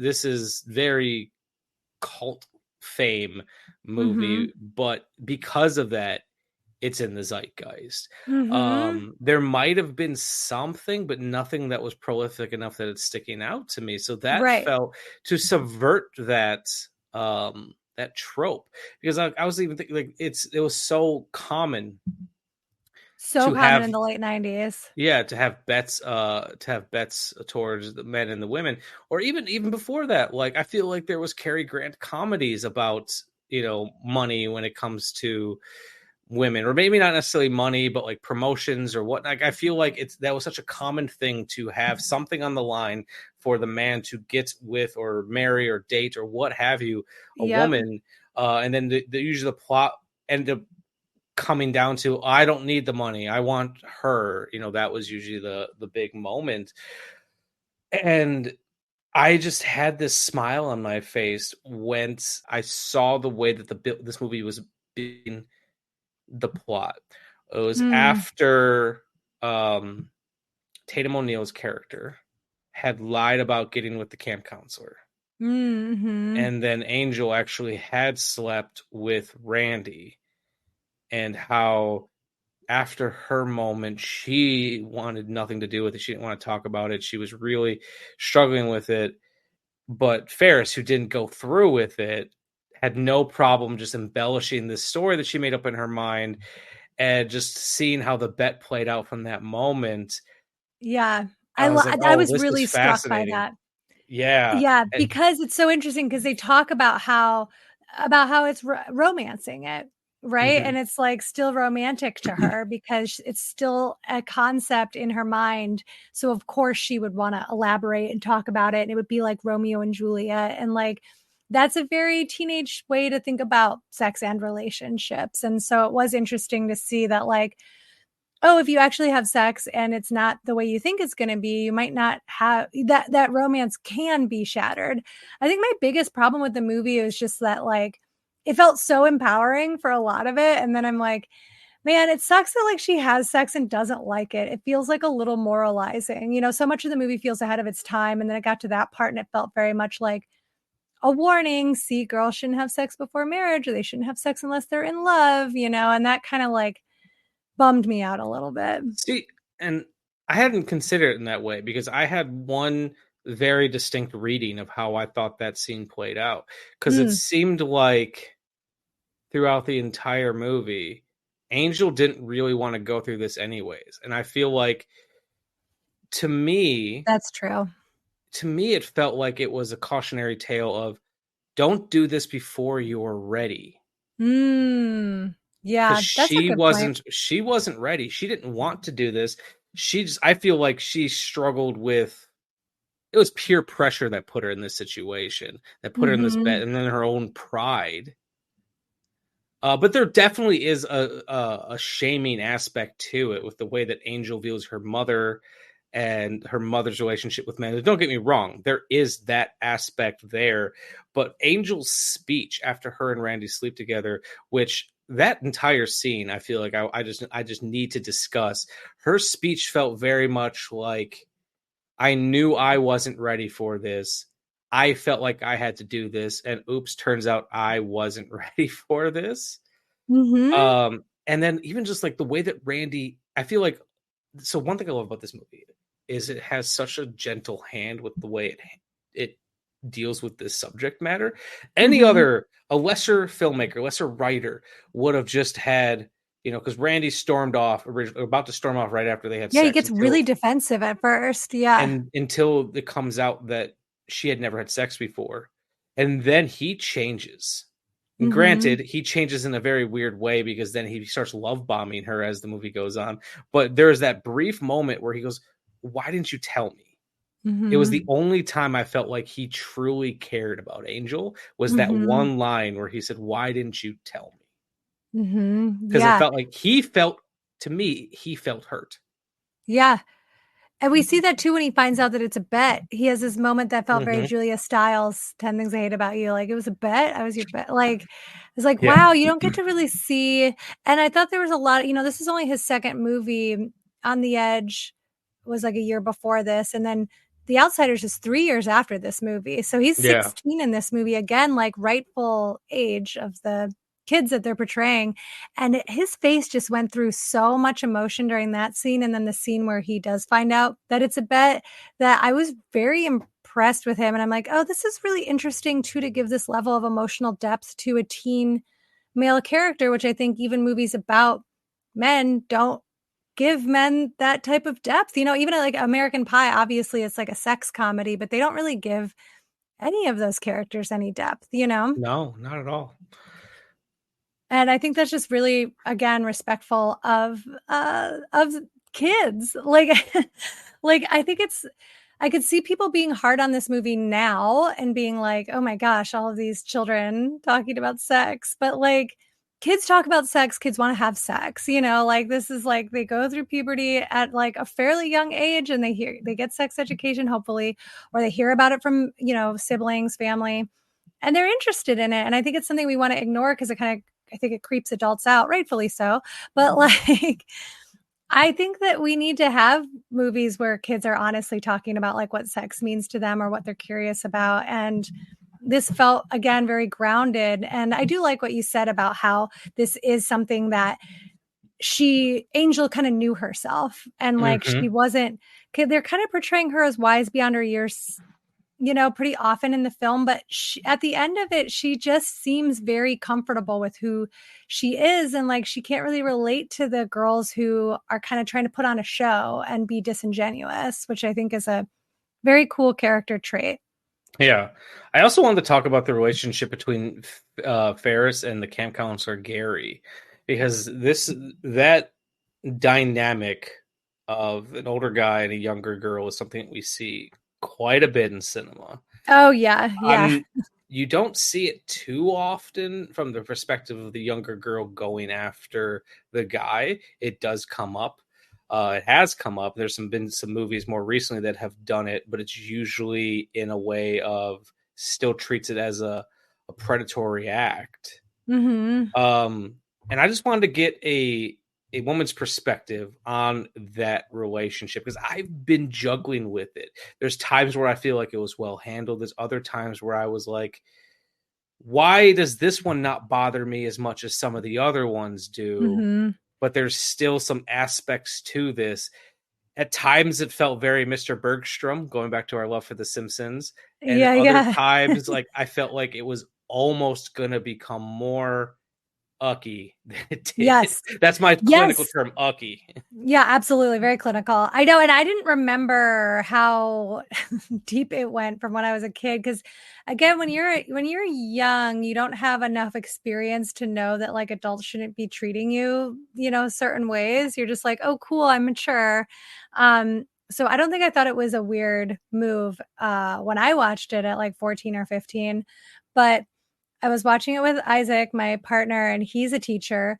And so the whole time he had like a pillow, like up as if we were watching an actual horror movie, where he was like, oh God, I can't watch this. He was like getting so uncomfortable. And I was like, oh yeah, wow, I don't remember this. Like, because like there's some times where the character of Gary, he's smart. He knows what's going on. And there's times where he would deflect. The scene I remember most specifically was after Ferris found out about her parents' divorce, and she was she was going through her depression, and the popular girl kept being like, "Have you checked on Ferris? Have you checked on?" And he just kept deflecting it, and he was just like, "No, we're doing this now." Like, and Asante has a really interesting performance throughout this, because even his performance is kind of walking that line. But the pivotal line for me was after Ferris and him have that moment, that first moment alone in his cabin. And she says to him, like, if I was older, and he says, like, if you were older, sure, or something along those lines. he performs it in such a way where it just feels like he's talking to, like, he's pandering to a child, where he's like, you know what, sure, just to try to make her feel better. And I just kept thinking, like, man, I feel like if I were to see this done by a different actor, they would have very different intentions with it. Yeah, it was so close because It was that part is close, great. yes. But it's like when he should have never let her into the cabin. No, like not that at is all. insane. This child should not be in your cabin. The fact that he like sits down on the couch next to her instead of in a different chair is not appropriate. When he like Yes, she like there's puts his she keeps touching him. I mean, Isaac yes. was like, he should have, the second she started touching him, he should have jumped up, walked over to the door and like stood by the door. Or like as soon as she started being like asking about sex and stuff, you should have stand by the door and be like, we can't talk about this. You got to go. And it's like, Yeah. I mean, you're not a therapist, you know, you're not a Exactly. family member. Like it's just not appropriate. And then, you know, there's very few time. I hate when people say like you couldn't do that in a movie today, because I think that that's like I don't know, creatively limiting. Like I think you can make a movie about almost anything, but I do think of like this scene doesn't make any sense today. Like this is not how you would shoot this scene, because if you did, it would imply that this guy was kind of a creep, but I don't think he was supposed to be a creep at the time. I think it was like, I think it's a really clear reflection of the time and how far we've come in knowing how to protect young women and protect children in general, that like adults are rightfully not supposed to be alone with kids in these types of settings. You touched on something. I feel like in 1980, this probably felt like a supportive character. I think so. And I think that's why I was so conflicted with his role, because for every scene that he would give me like a moment of like, oh man, what are you doing? Don't do that. He'd have just as many other moments of where he seems like he is drawing boundaries. He is deflecting. There's a moment in the movie where I think she was doing something to hit on him. And she just goes, well, it's because you're not exercising enough. Like he's just shooting her down in some ways. Cracked me up. I know. I was like, that was a very teachery thing to say, very gym teacher. I know. And I like when she's talking about like what she imagines sex to be in Romeo and Juliet. And he's like, yeah, you would think that. You're a child. That's not what relationships are like. And I do think that that's helpful, but it's like, it's just that you should not be alone. And, you know, I have been on like a Wes Anderson kick lately where I've been rewatching all of his films, and I just love Rushmore. It's one of my top 3 favorite of his films. And I really love Rushmore. I rewatched it like 3 times in a week, and I was just like, God, this movie has so much in it that's so interesting. And, you know, that has a great, like Max Fisher loves his teacher, you know, or the teacher at the school. And she does such a great job really quickly of being like, hey, this isn't appropriate, or like, I don't think we should be alone together anymore. And she like creates space like very quickly between them. And it's just like, actually, we can't even talk anymore because you will not stop trying to pull me into a romance with you. And that's what the teacher should have done, or the camp counselor should have done so quickly. Yeah. And I feel like if this movie were to be made today or get remade or something like that, that would be the way it should be handled. Yes, absolutely. Because I don't think he was trying to be. I don't think that character was drawn as a creep. No, I think he did cross boundaries. Mm-hmm. But not those boundaries, in the world of the movie. Yes, the boundaries, and it's not to say that those boundaries shouldn't have existed then, but the boundaries were different at that time. And in this world. Absolutely. Well, and you can really see the perspective of the time period in their final, I guess, like after she tells everybody that they did have sex with each other. And this part was really unclear that this was a weak point in the film where he gets mad at her. The climax in itself all kind of felt rushed. Yes, absolutely. He gets so mad at her, and it talks about, and it's like, wait, did he get in trouble? He doesn't say he got in trouble. He doesn't really say. It's like, is it just the kids are talking about it and he doesn't like it? Or did like he get reprimanded, but he didn't get fired. It would be one thing if he's like, I've lost my job because they think I slept with you. But like, there's They hint at Mrs. Bright, the only female authority figure we see at the camp. They hint at her knowing, or they hint at telling her or something. So like it's maybe alluded to, but you're right. Like we don't know if there's actually consequences. No, because we see him checking people out at the end of the camp season. He's helping people get on the bus, so he doesn't get sent home or anything. He's not in trouble. They are very underfunded, Lucé. Yeah. I know there's like 2 adults at this camp of like 100 girls. 100 wild chain smoking 14-year-olds. Yeah, it's really, he gets mad at her and he like yells at her about how like she's fucking things up for him. And I'm like, listen, buddy, she's a child. You're a grown up. Why did you let her into the cabin? Like, it felt like that was very 80s and very like, I mean, we've only started to really respect girls' autonomy in the last 5 to 10 years. So I don't even want to say it's 80s. It's pretty much been American history to sort of like blame women for, anything sexual that we don't like when they're engaged in, or even when they talk about it. So just like the fact that like he's upset that she spread a rumor they slept together. It's like, of course she did. She's 14. Like that's like just what children do. Like to yell at like a young girl, like maybe you shouldn't have put your arm around her in your cabin. You're an adult man. You have to create boundaries. But that being like we're equal suddenly, that feels like something that has been a very common stereotype with like women or girls who are interested in sex. Like right away it means that they need to be, even if they're having sex, that doesn't mean that they're adults.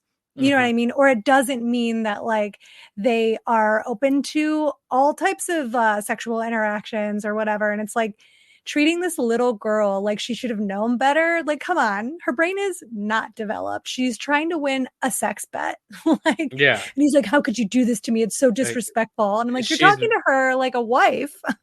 She's trying to win a sex bet, and it just so happens she has a crush on him. So it's like it's a double thing. Like he can't control the fact that she has a crush on him. Right. But he clearly is aware to some extent, even before he invites her in. Yes, because they're like flirting together by the side of the lake too. When he's sitting next to her and like asking, and they're talking in French, the most romantic language. That's fucking scene. So he can't be unaware, but I don't know. I just that scene in the cabin, I just as a director as well, I just kept thinking, it's like there's ways you could have done this. You could have had the scene still play out without, but it could have been such an interesting directing choice to see the way that as she moves freely throughout the scene that he keeps trying to create distance. I agree. That could have been a really interesting directing moment. Absolutely. Yeah, there's like a cat and mouse aspect of it, because I don't think that there's anything wrong with a young person crushing on an older person. I think that's like very natural, and that's part of like young sexual development, which is why we need adults to not act like children are their peers, and that like, oh, well, you came on to me. You hear that excuse from people who have taken advantage of younger people before, and it's like, listen, you're a grown up at all times. Like you could not. Kids are going to crush on you, especially if you're an authority figure and you're who they spend a ton of time with, like, and if you're cool in a way they haven't seen an adult before, that's like crush material, So like you have to be the grown up who creates boundaries. And, so I still think it's interesting that she wanted to have sex with him. I think that's something, like you said, if you were to remake it, you could still have that, but like having like we were saying, like with Rushmore, the authority figure be a little more creating that distance. And like you said, visually, if it would have been a little more cat and mousey, like he keeps trying to create distance, she keeps trying to close it. Like, I think there's some like comedy to that. But as it was, like you said, it's really mingled. It's difficult to suss out what's happening. Like there's that moment people are supposed to be. Yeah, there's that moment where he's sitting on the arm of the couch. And something happens and he like unintentionally slides off the arm to sit next to her. I know, it's so slimy feeling. And like, I still don't remember if she did something that like pushed him or if he slid himself. But like, that would have been a great moment for him, because I was just waiting for like, okay, any moment now he's going to stand up, and that's what I thought, and he head to the doesn't. door. No, I know. I was like, do not put your arm around this child. It's nighttime too. It's not even the daytime. You know what I mean? It's like after hours at the camp. She's supposed to be in her bunk. Like, there's just so much that's like not right about it. Take this girl back to her bunk. Like, yeah. So like, I've been like analyzing that scene in my head since I watched it last week. Yeah, it's definitely, I think it's very of the times in the way that character would never, that adult should never be portrayed like that now, unless you're trying to say something about who that adult is. And I don't think at the time they were trying to say anything about him. I think he was supposed to be cool and supportive. I completely agree. Like, because one thing I try really hard to do is I try really hard not to, you can't do it completely, but I try hard not to view a movie through the lens of when I'm watching it. I try to put myself in the context, the time period that it was made. Exactly, of the time period. And it's not always easy to do. No, definitely. But I think it's important to try to think about, even though I didn't live in 1980, it's important to try to view what other movies were doing, and what the culture was like. And to me, so from the research I've done, I have found that essentially Animal House was such a big fucking deal that everyone was trying to cash in and make their Animal House. And Paramount Pictures originally thought Little Darlings was going to be their Animal House. Oh, that's hysterical. And I don't know, like, if Kimmy Peck's original draft was a little bit more like that. So, like, I just know the director brought in Daleen. I just said her name before. I think it's Daleen Young. Yes, Daleen Young, who would later go on to write a Babysitter's Club movie. She brought her in to do some script rewrites. And I don't know if like one draft had some of the more sincere moments, if one had some of the more raunchy moments. But to me, without having looked at the script, that scene felt like it was still from the Animal House script. Yes, or absolutely. Like, same thing with the food fight scene and the scene when the girls are watching the boys. That all feels like some of the Animal House trappings. Yeah, yes, absolutely. And I will say the food fight scene really reminded me of the original, I think 1961 Parent Trap with Haley Mills, where I love that movie so much. I love that movie. It's so good. And I know Lindsay Lohan is charming in the remake. I understand it has a lot of love for millennials, but I grew up with the Haley Mills one. Same thing with Freaky Friday. I grew up with the 70s one as well. So the Jodie Foster one, exactly. Yep. And I just adore those. And I understand why younger millennials like the other ones, but they're so glossy to me. And the 60s ones and the 60s and 70s ones are just like so cozy. And there's a great kind of food fighty scene in the original Parent Trap where the two sisters end up really liking each other during it. And I liked that Little Darlings kind of had that too, where like Angel and Ferris start, appreciating each other. I thought that scene was like really fun. The like way they slowly start spilling stuff on each other and like you see the friendships kind of come together. Also, what a fun scene to remind you that no adults work at this camp. Exactly. Like the entire mess hall goes down in flames, essentially, and no adult is there. All I kept thinking is the movie I kept thinking of most as I was watching this was Sleepaway Camp. Oh, fun. Yeah. Which is another movie that has really raw, untamed performances by kids. And I just kept thinking, man, if that camp counselor with the really short shorts from Sleepaway Camp was working at this camp, none of this shit would be flying. That's so true.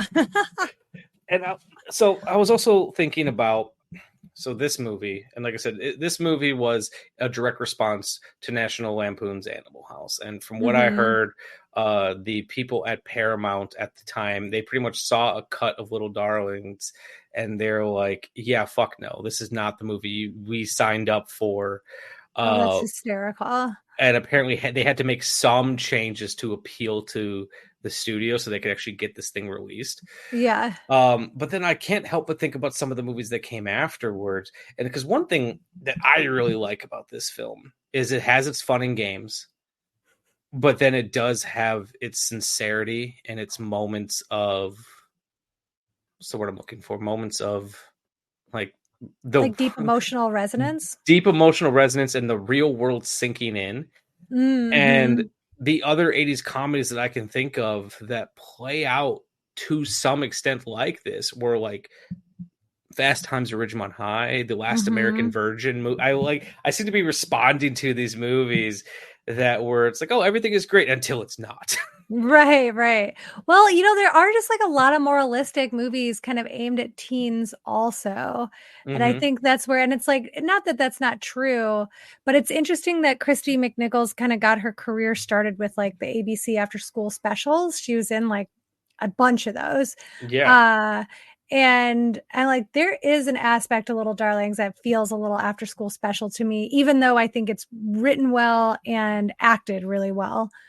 So definitely a cut above that quality, but still there's a lot of like, be careful girls to it.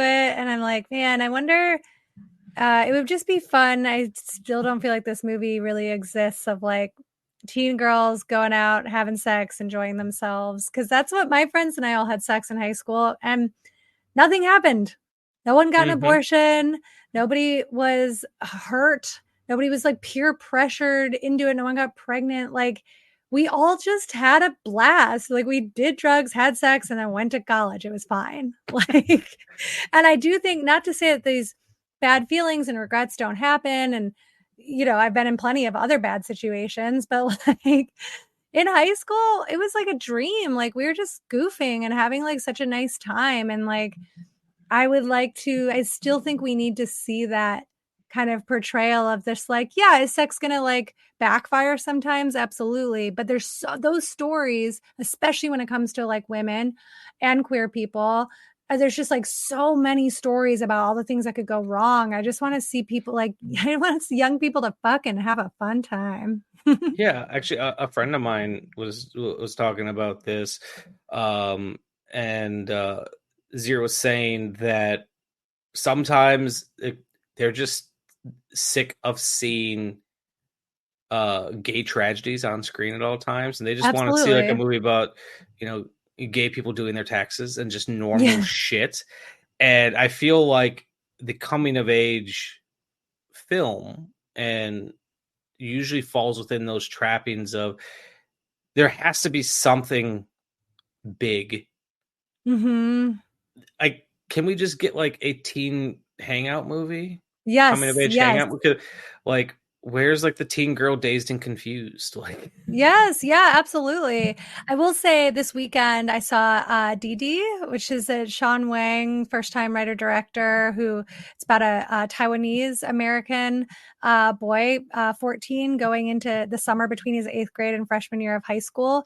And it's just about that summer and like how friendships change and trying to kind of redefine yourself and like a little brief romances and like the stakes are both low and high. They're high in the way that they are when you're a kid and everything feels like your life is falling apart. But then it's also very low because nothing serious really happens.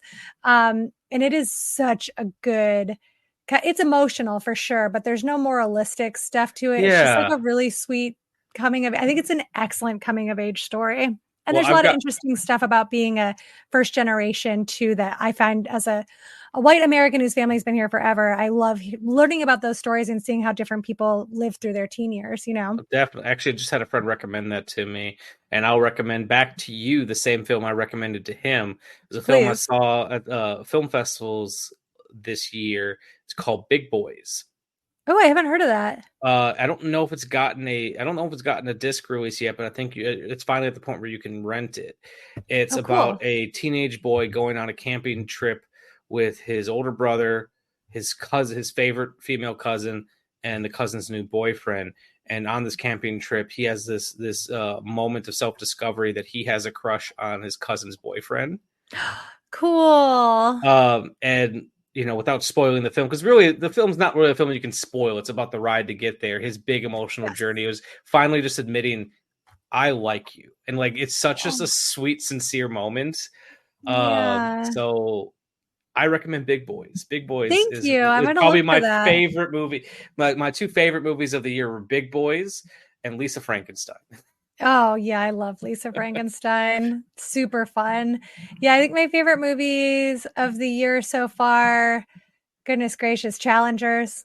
Challengers is the movie. Oh, God, I loved it. I played tennis for most of my life, and this is the best tennis. This is a movie made by people who understand the stakes and the excitement of tennis. I was like, finally, I can tell that the person who wrote this movie loves tennis and actually like understands it.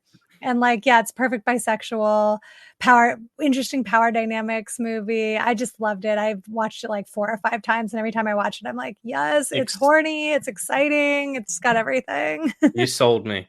All right. Good. So before we move on eventually to our Thrill House moment, was there anything else you wanted to talk about in terms of a deep dive on Little Darlings? We kind of jumped around a lot and we've spoken about a lot of things, but is there a burning thing that you feel like you want to discuss? So we've touched on everything that I wrote notes about, except I think that Angel, if the movie was made today, Angel is clearly gay.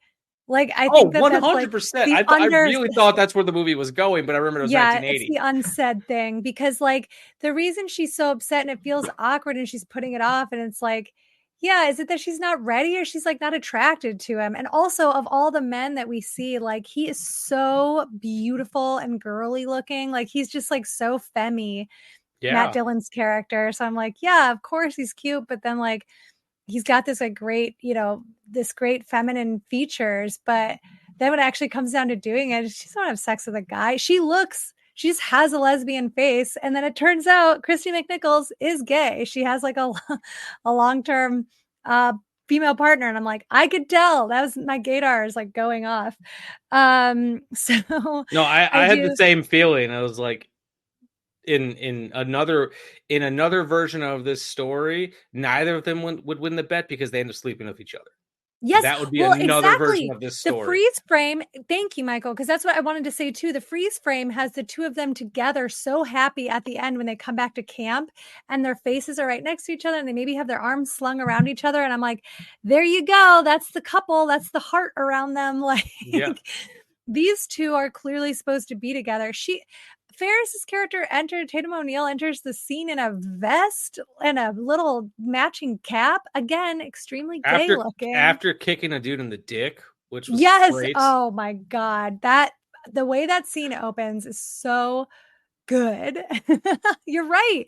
There's so much to read into there with like her character being introduced, kicking a guy in the dick. It's so clearly a rejection of male sexuality.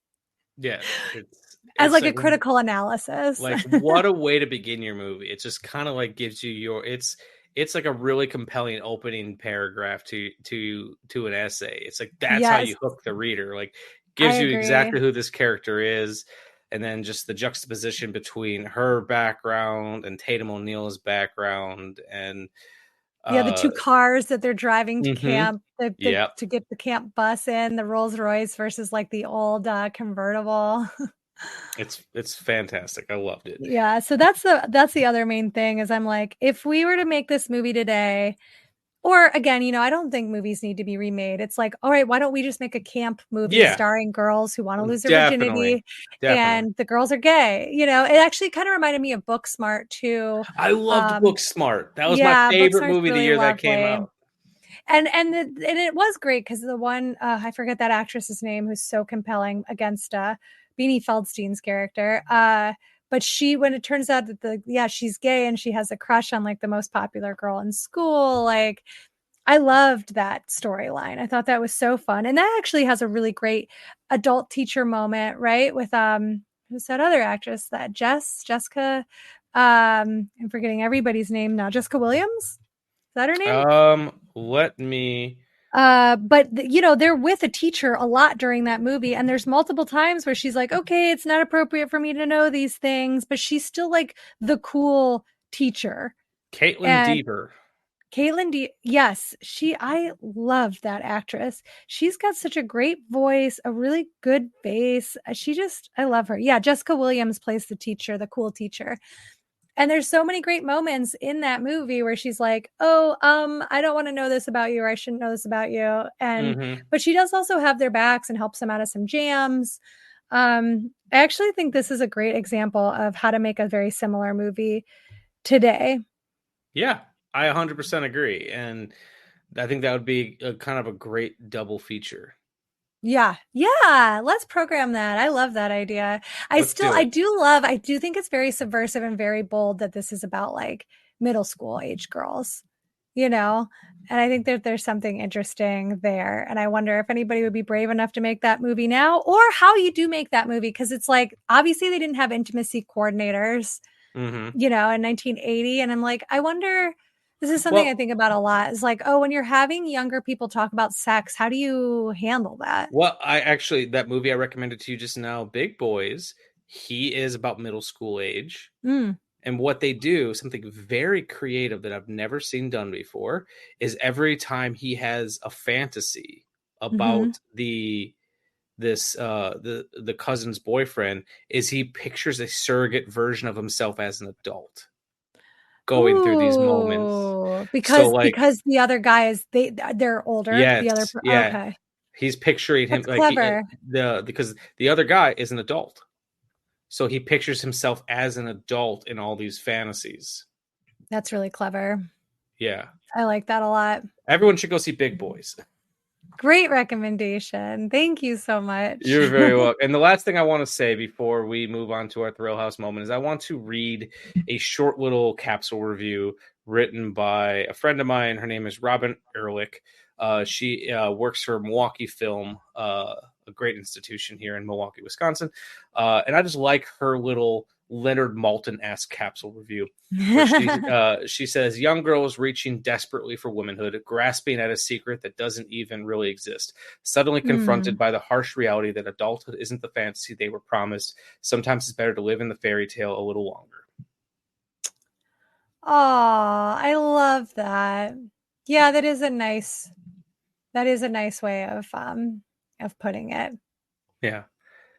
I mean, listen, I'll tell any young person out there, don't have sex in hay. Like, that was your first mistake. You can't have a good first time in hay. It's so pokey. It's just itchy. Yeah, it's super itchy. Don't do it on the beach. Don't do it in the woods. Honestly, if you can have sex for the first time indoors, you're already doing well. Yeah. That'll make, even if it's like a one-off or you're just trying to get it over with, I think if you're in a bed or a couch, it will just really add a lot to the experience. That's my Aunt Lucé recommendation. Please, if you're going to have sex, do it in the house. Comfort is key. Comfort is key. This is, oh my God, my best friends and I said that constantly in high school, that we would always say that because we smoked a ton of pot in high school, where we would set up everything we wanted before we would get high. So we'd have like our food, blankets, like mouthwash, anything we needed was there. And we would get real cozy because we didn't want to be uncomfortable when we were high. Well, there you go, listeners. Comfort is key. That is Aunt Lucé's recommendation. So, Lucé, what's your Thrill House moment?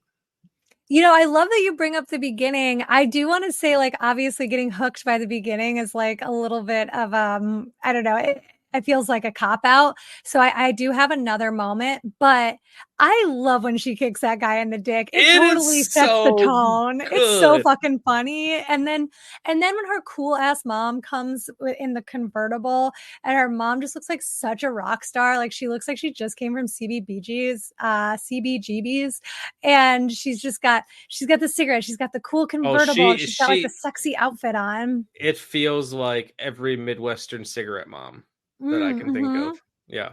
Well, and when I watched that movie as a kid and watched other movies like it, that was the woman that I wanted to be. I wanted to be those teen girls, but I wanted to grow up to be like that woman.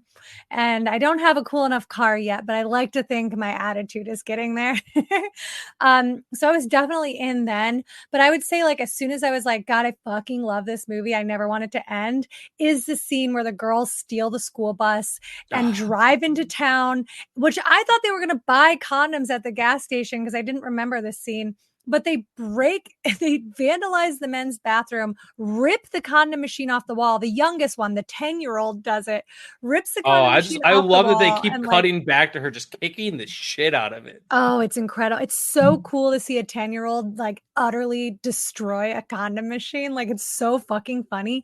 And then they steal the entire machine, take it back to camp, and like pry it open and steal all the condoms out of it. Like, it's just they just seem so cool and like assured and confident. And there was no like, oh my God, don't. I just really like seeing.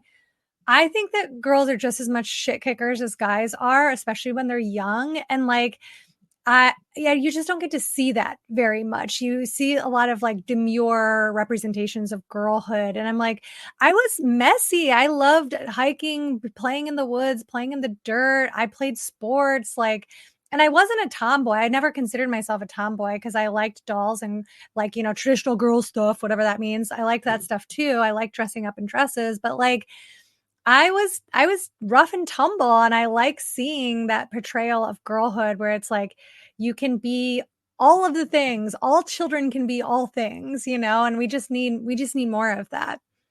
Beautifully said. So Thank mine, you. I have one very specific one, but I do want to mention a little other moment. So the way that music is used in films always really gravitated towards me. I'm very much a score guy, but then I love to hear like how popular music is used. Yes. One, when they first walk into their cabin, for whatever reason, they're playing the main song from the Warriors.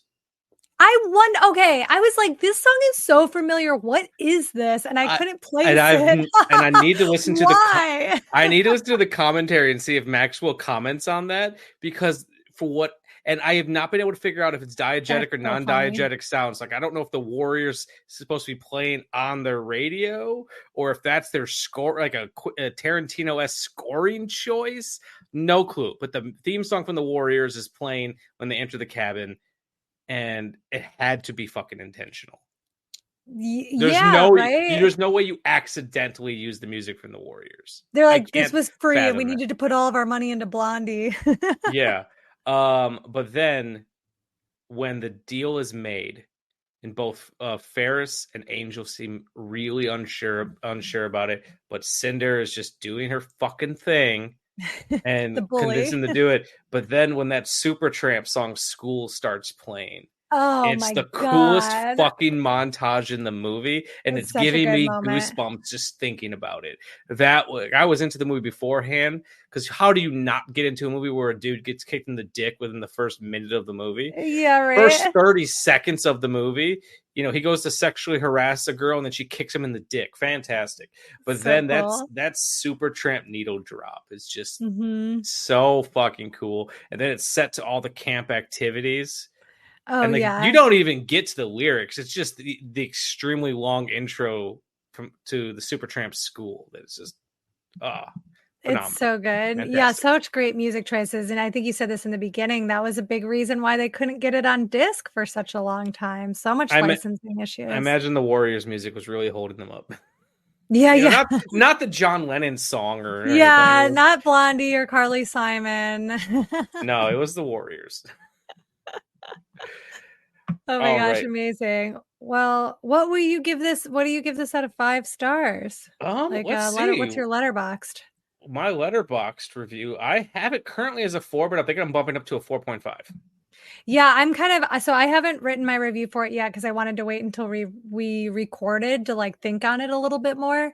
But I was also between a 4 and 4.5. I think it just can't, because of just the nature of a few aspects that keep it really dated. It's not perfect to me, but it's close. It is close. It almost gets there. Yeah, it's so close. Like I said, So close.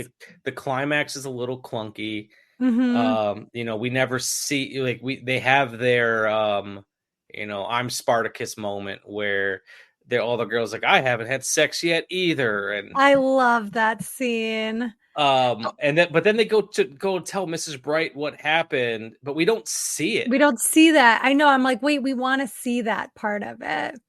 It You know what I almost thought feels was like, really. Oh, sorry. what's Go that? on. No, I was just gonna say, it just feels like they ran out of money. Yeah. It was just like we're supposed to have another week of filming, and then they're like, "All right, girls, wrap it up." Yeah.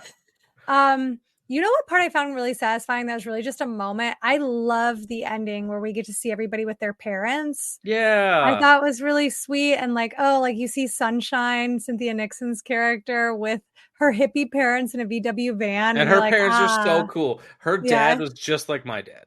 Oh, I love that. Yeah, they were awesome. And then what I was like, oh God, this is kind of sad is like you see Cinder in her boyfriend's car and they're making out, and it's like, Her parents how aren't there. old is that guy? Her parents aren't there. He seems like he's at least 18, if not older. I don't know. It had like a creepiness to it where I was just like, oh no, someone saved this girl from this like adult man who proposed marriage to her. Like, Mm-hmm.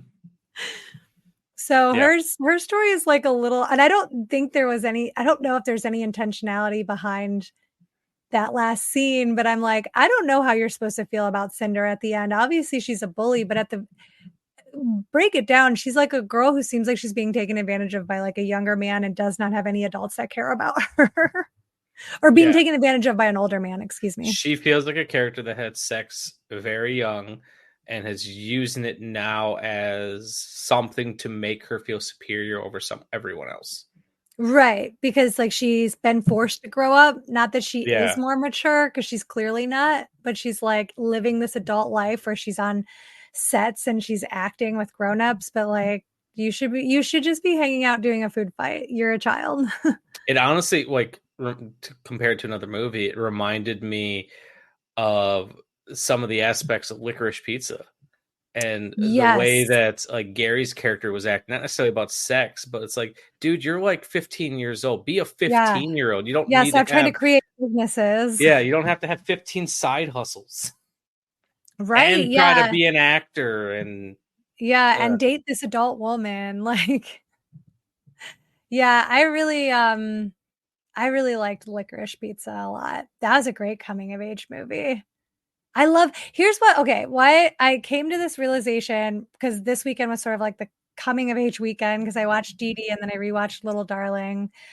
And I was just thinking about how, like you said, it can be every genre, a coming of age movie. And I like that the stakes are pretty low typically. And it is just like a slice of life movie. It's usually like about a time period, whether it's the end of school or the summertime or, a school dance or something like Super Bad, which is another coming of age movie that I love.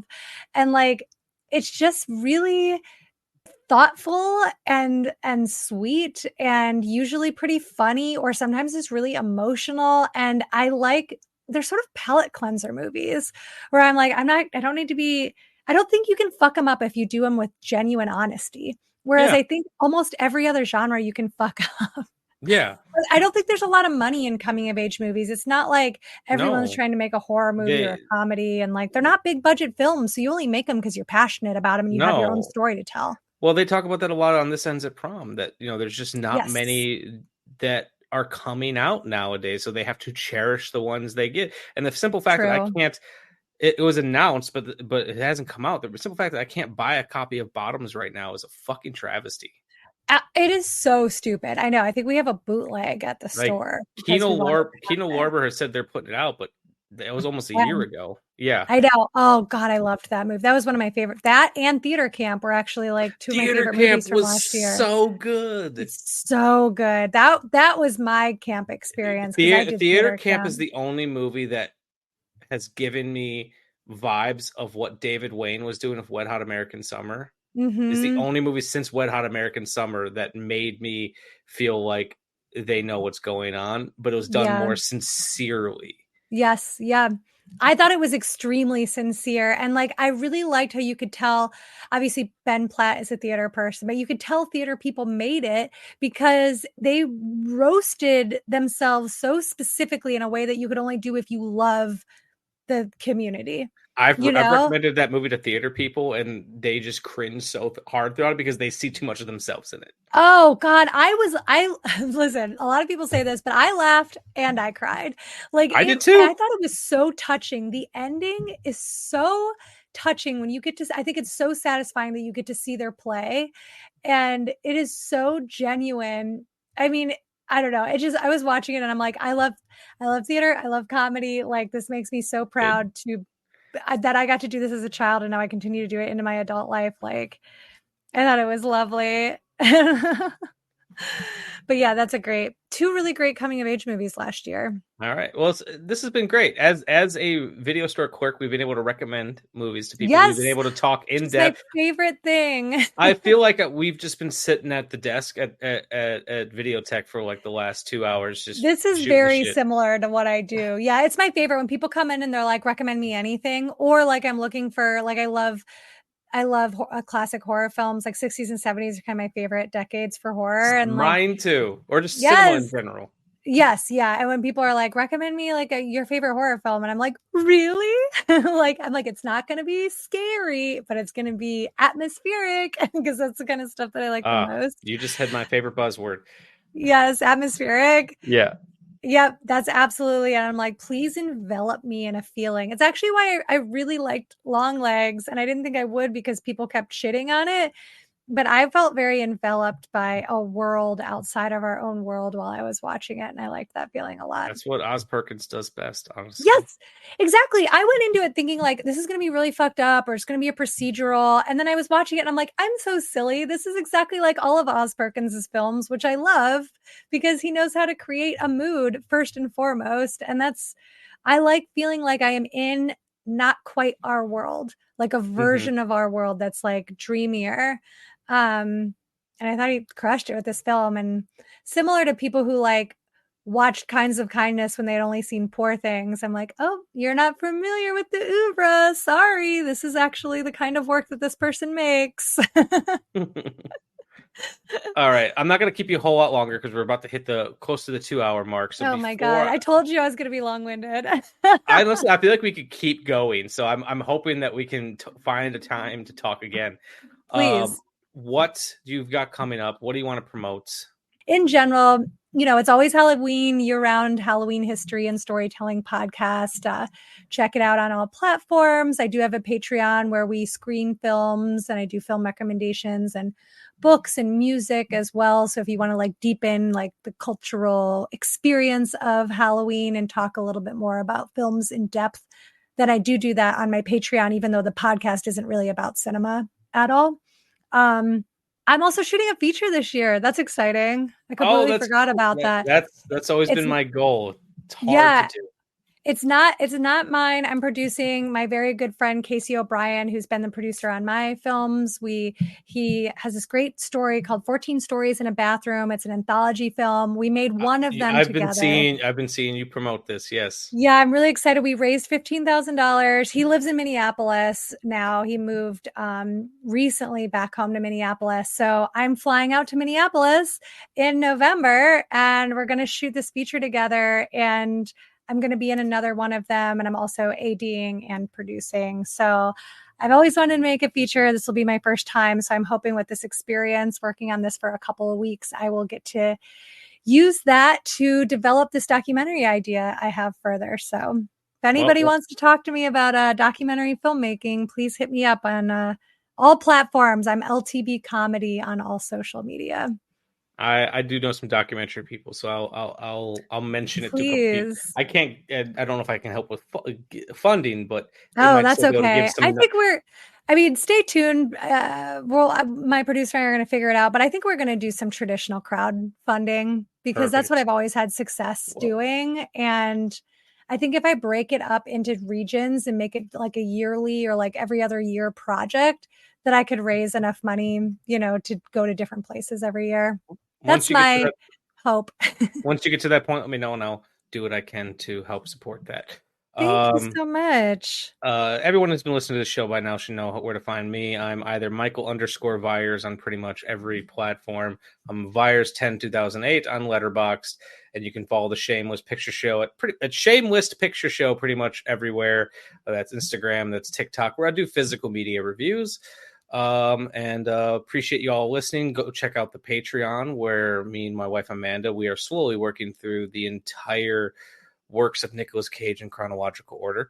Amazing. We have fallen off a little bit because things got a little busy and we didn't have any patrons for a little bit, so we fell off for a little bit, but we're going to be getting back into it.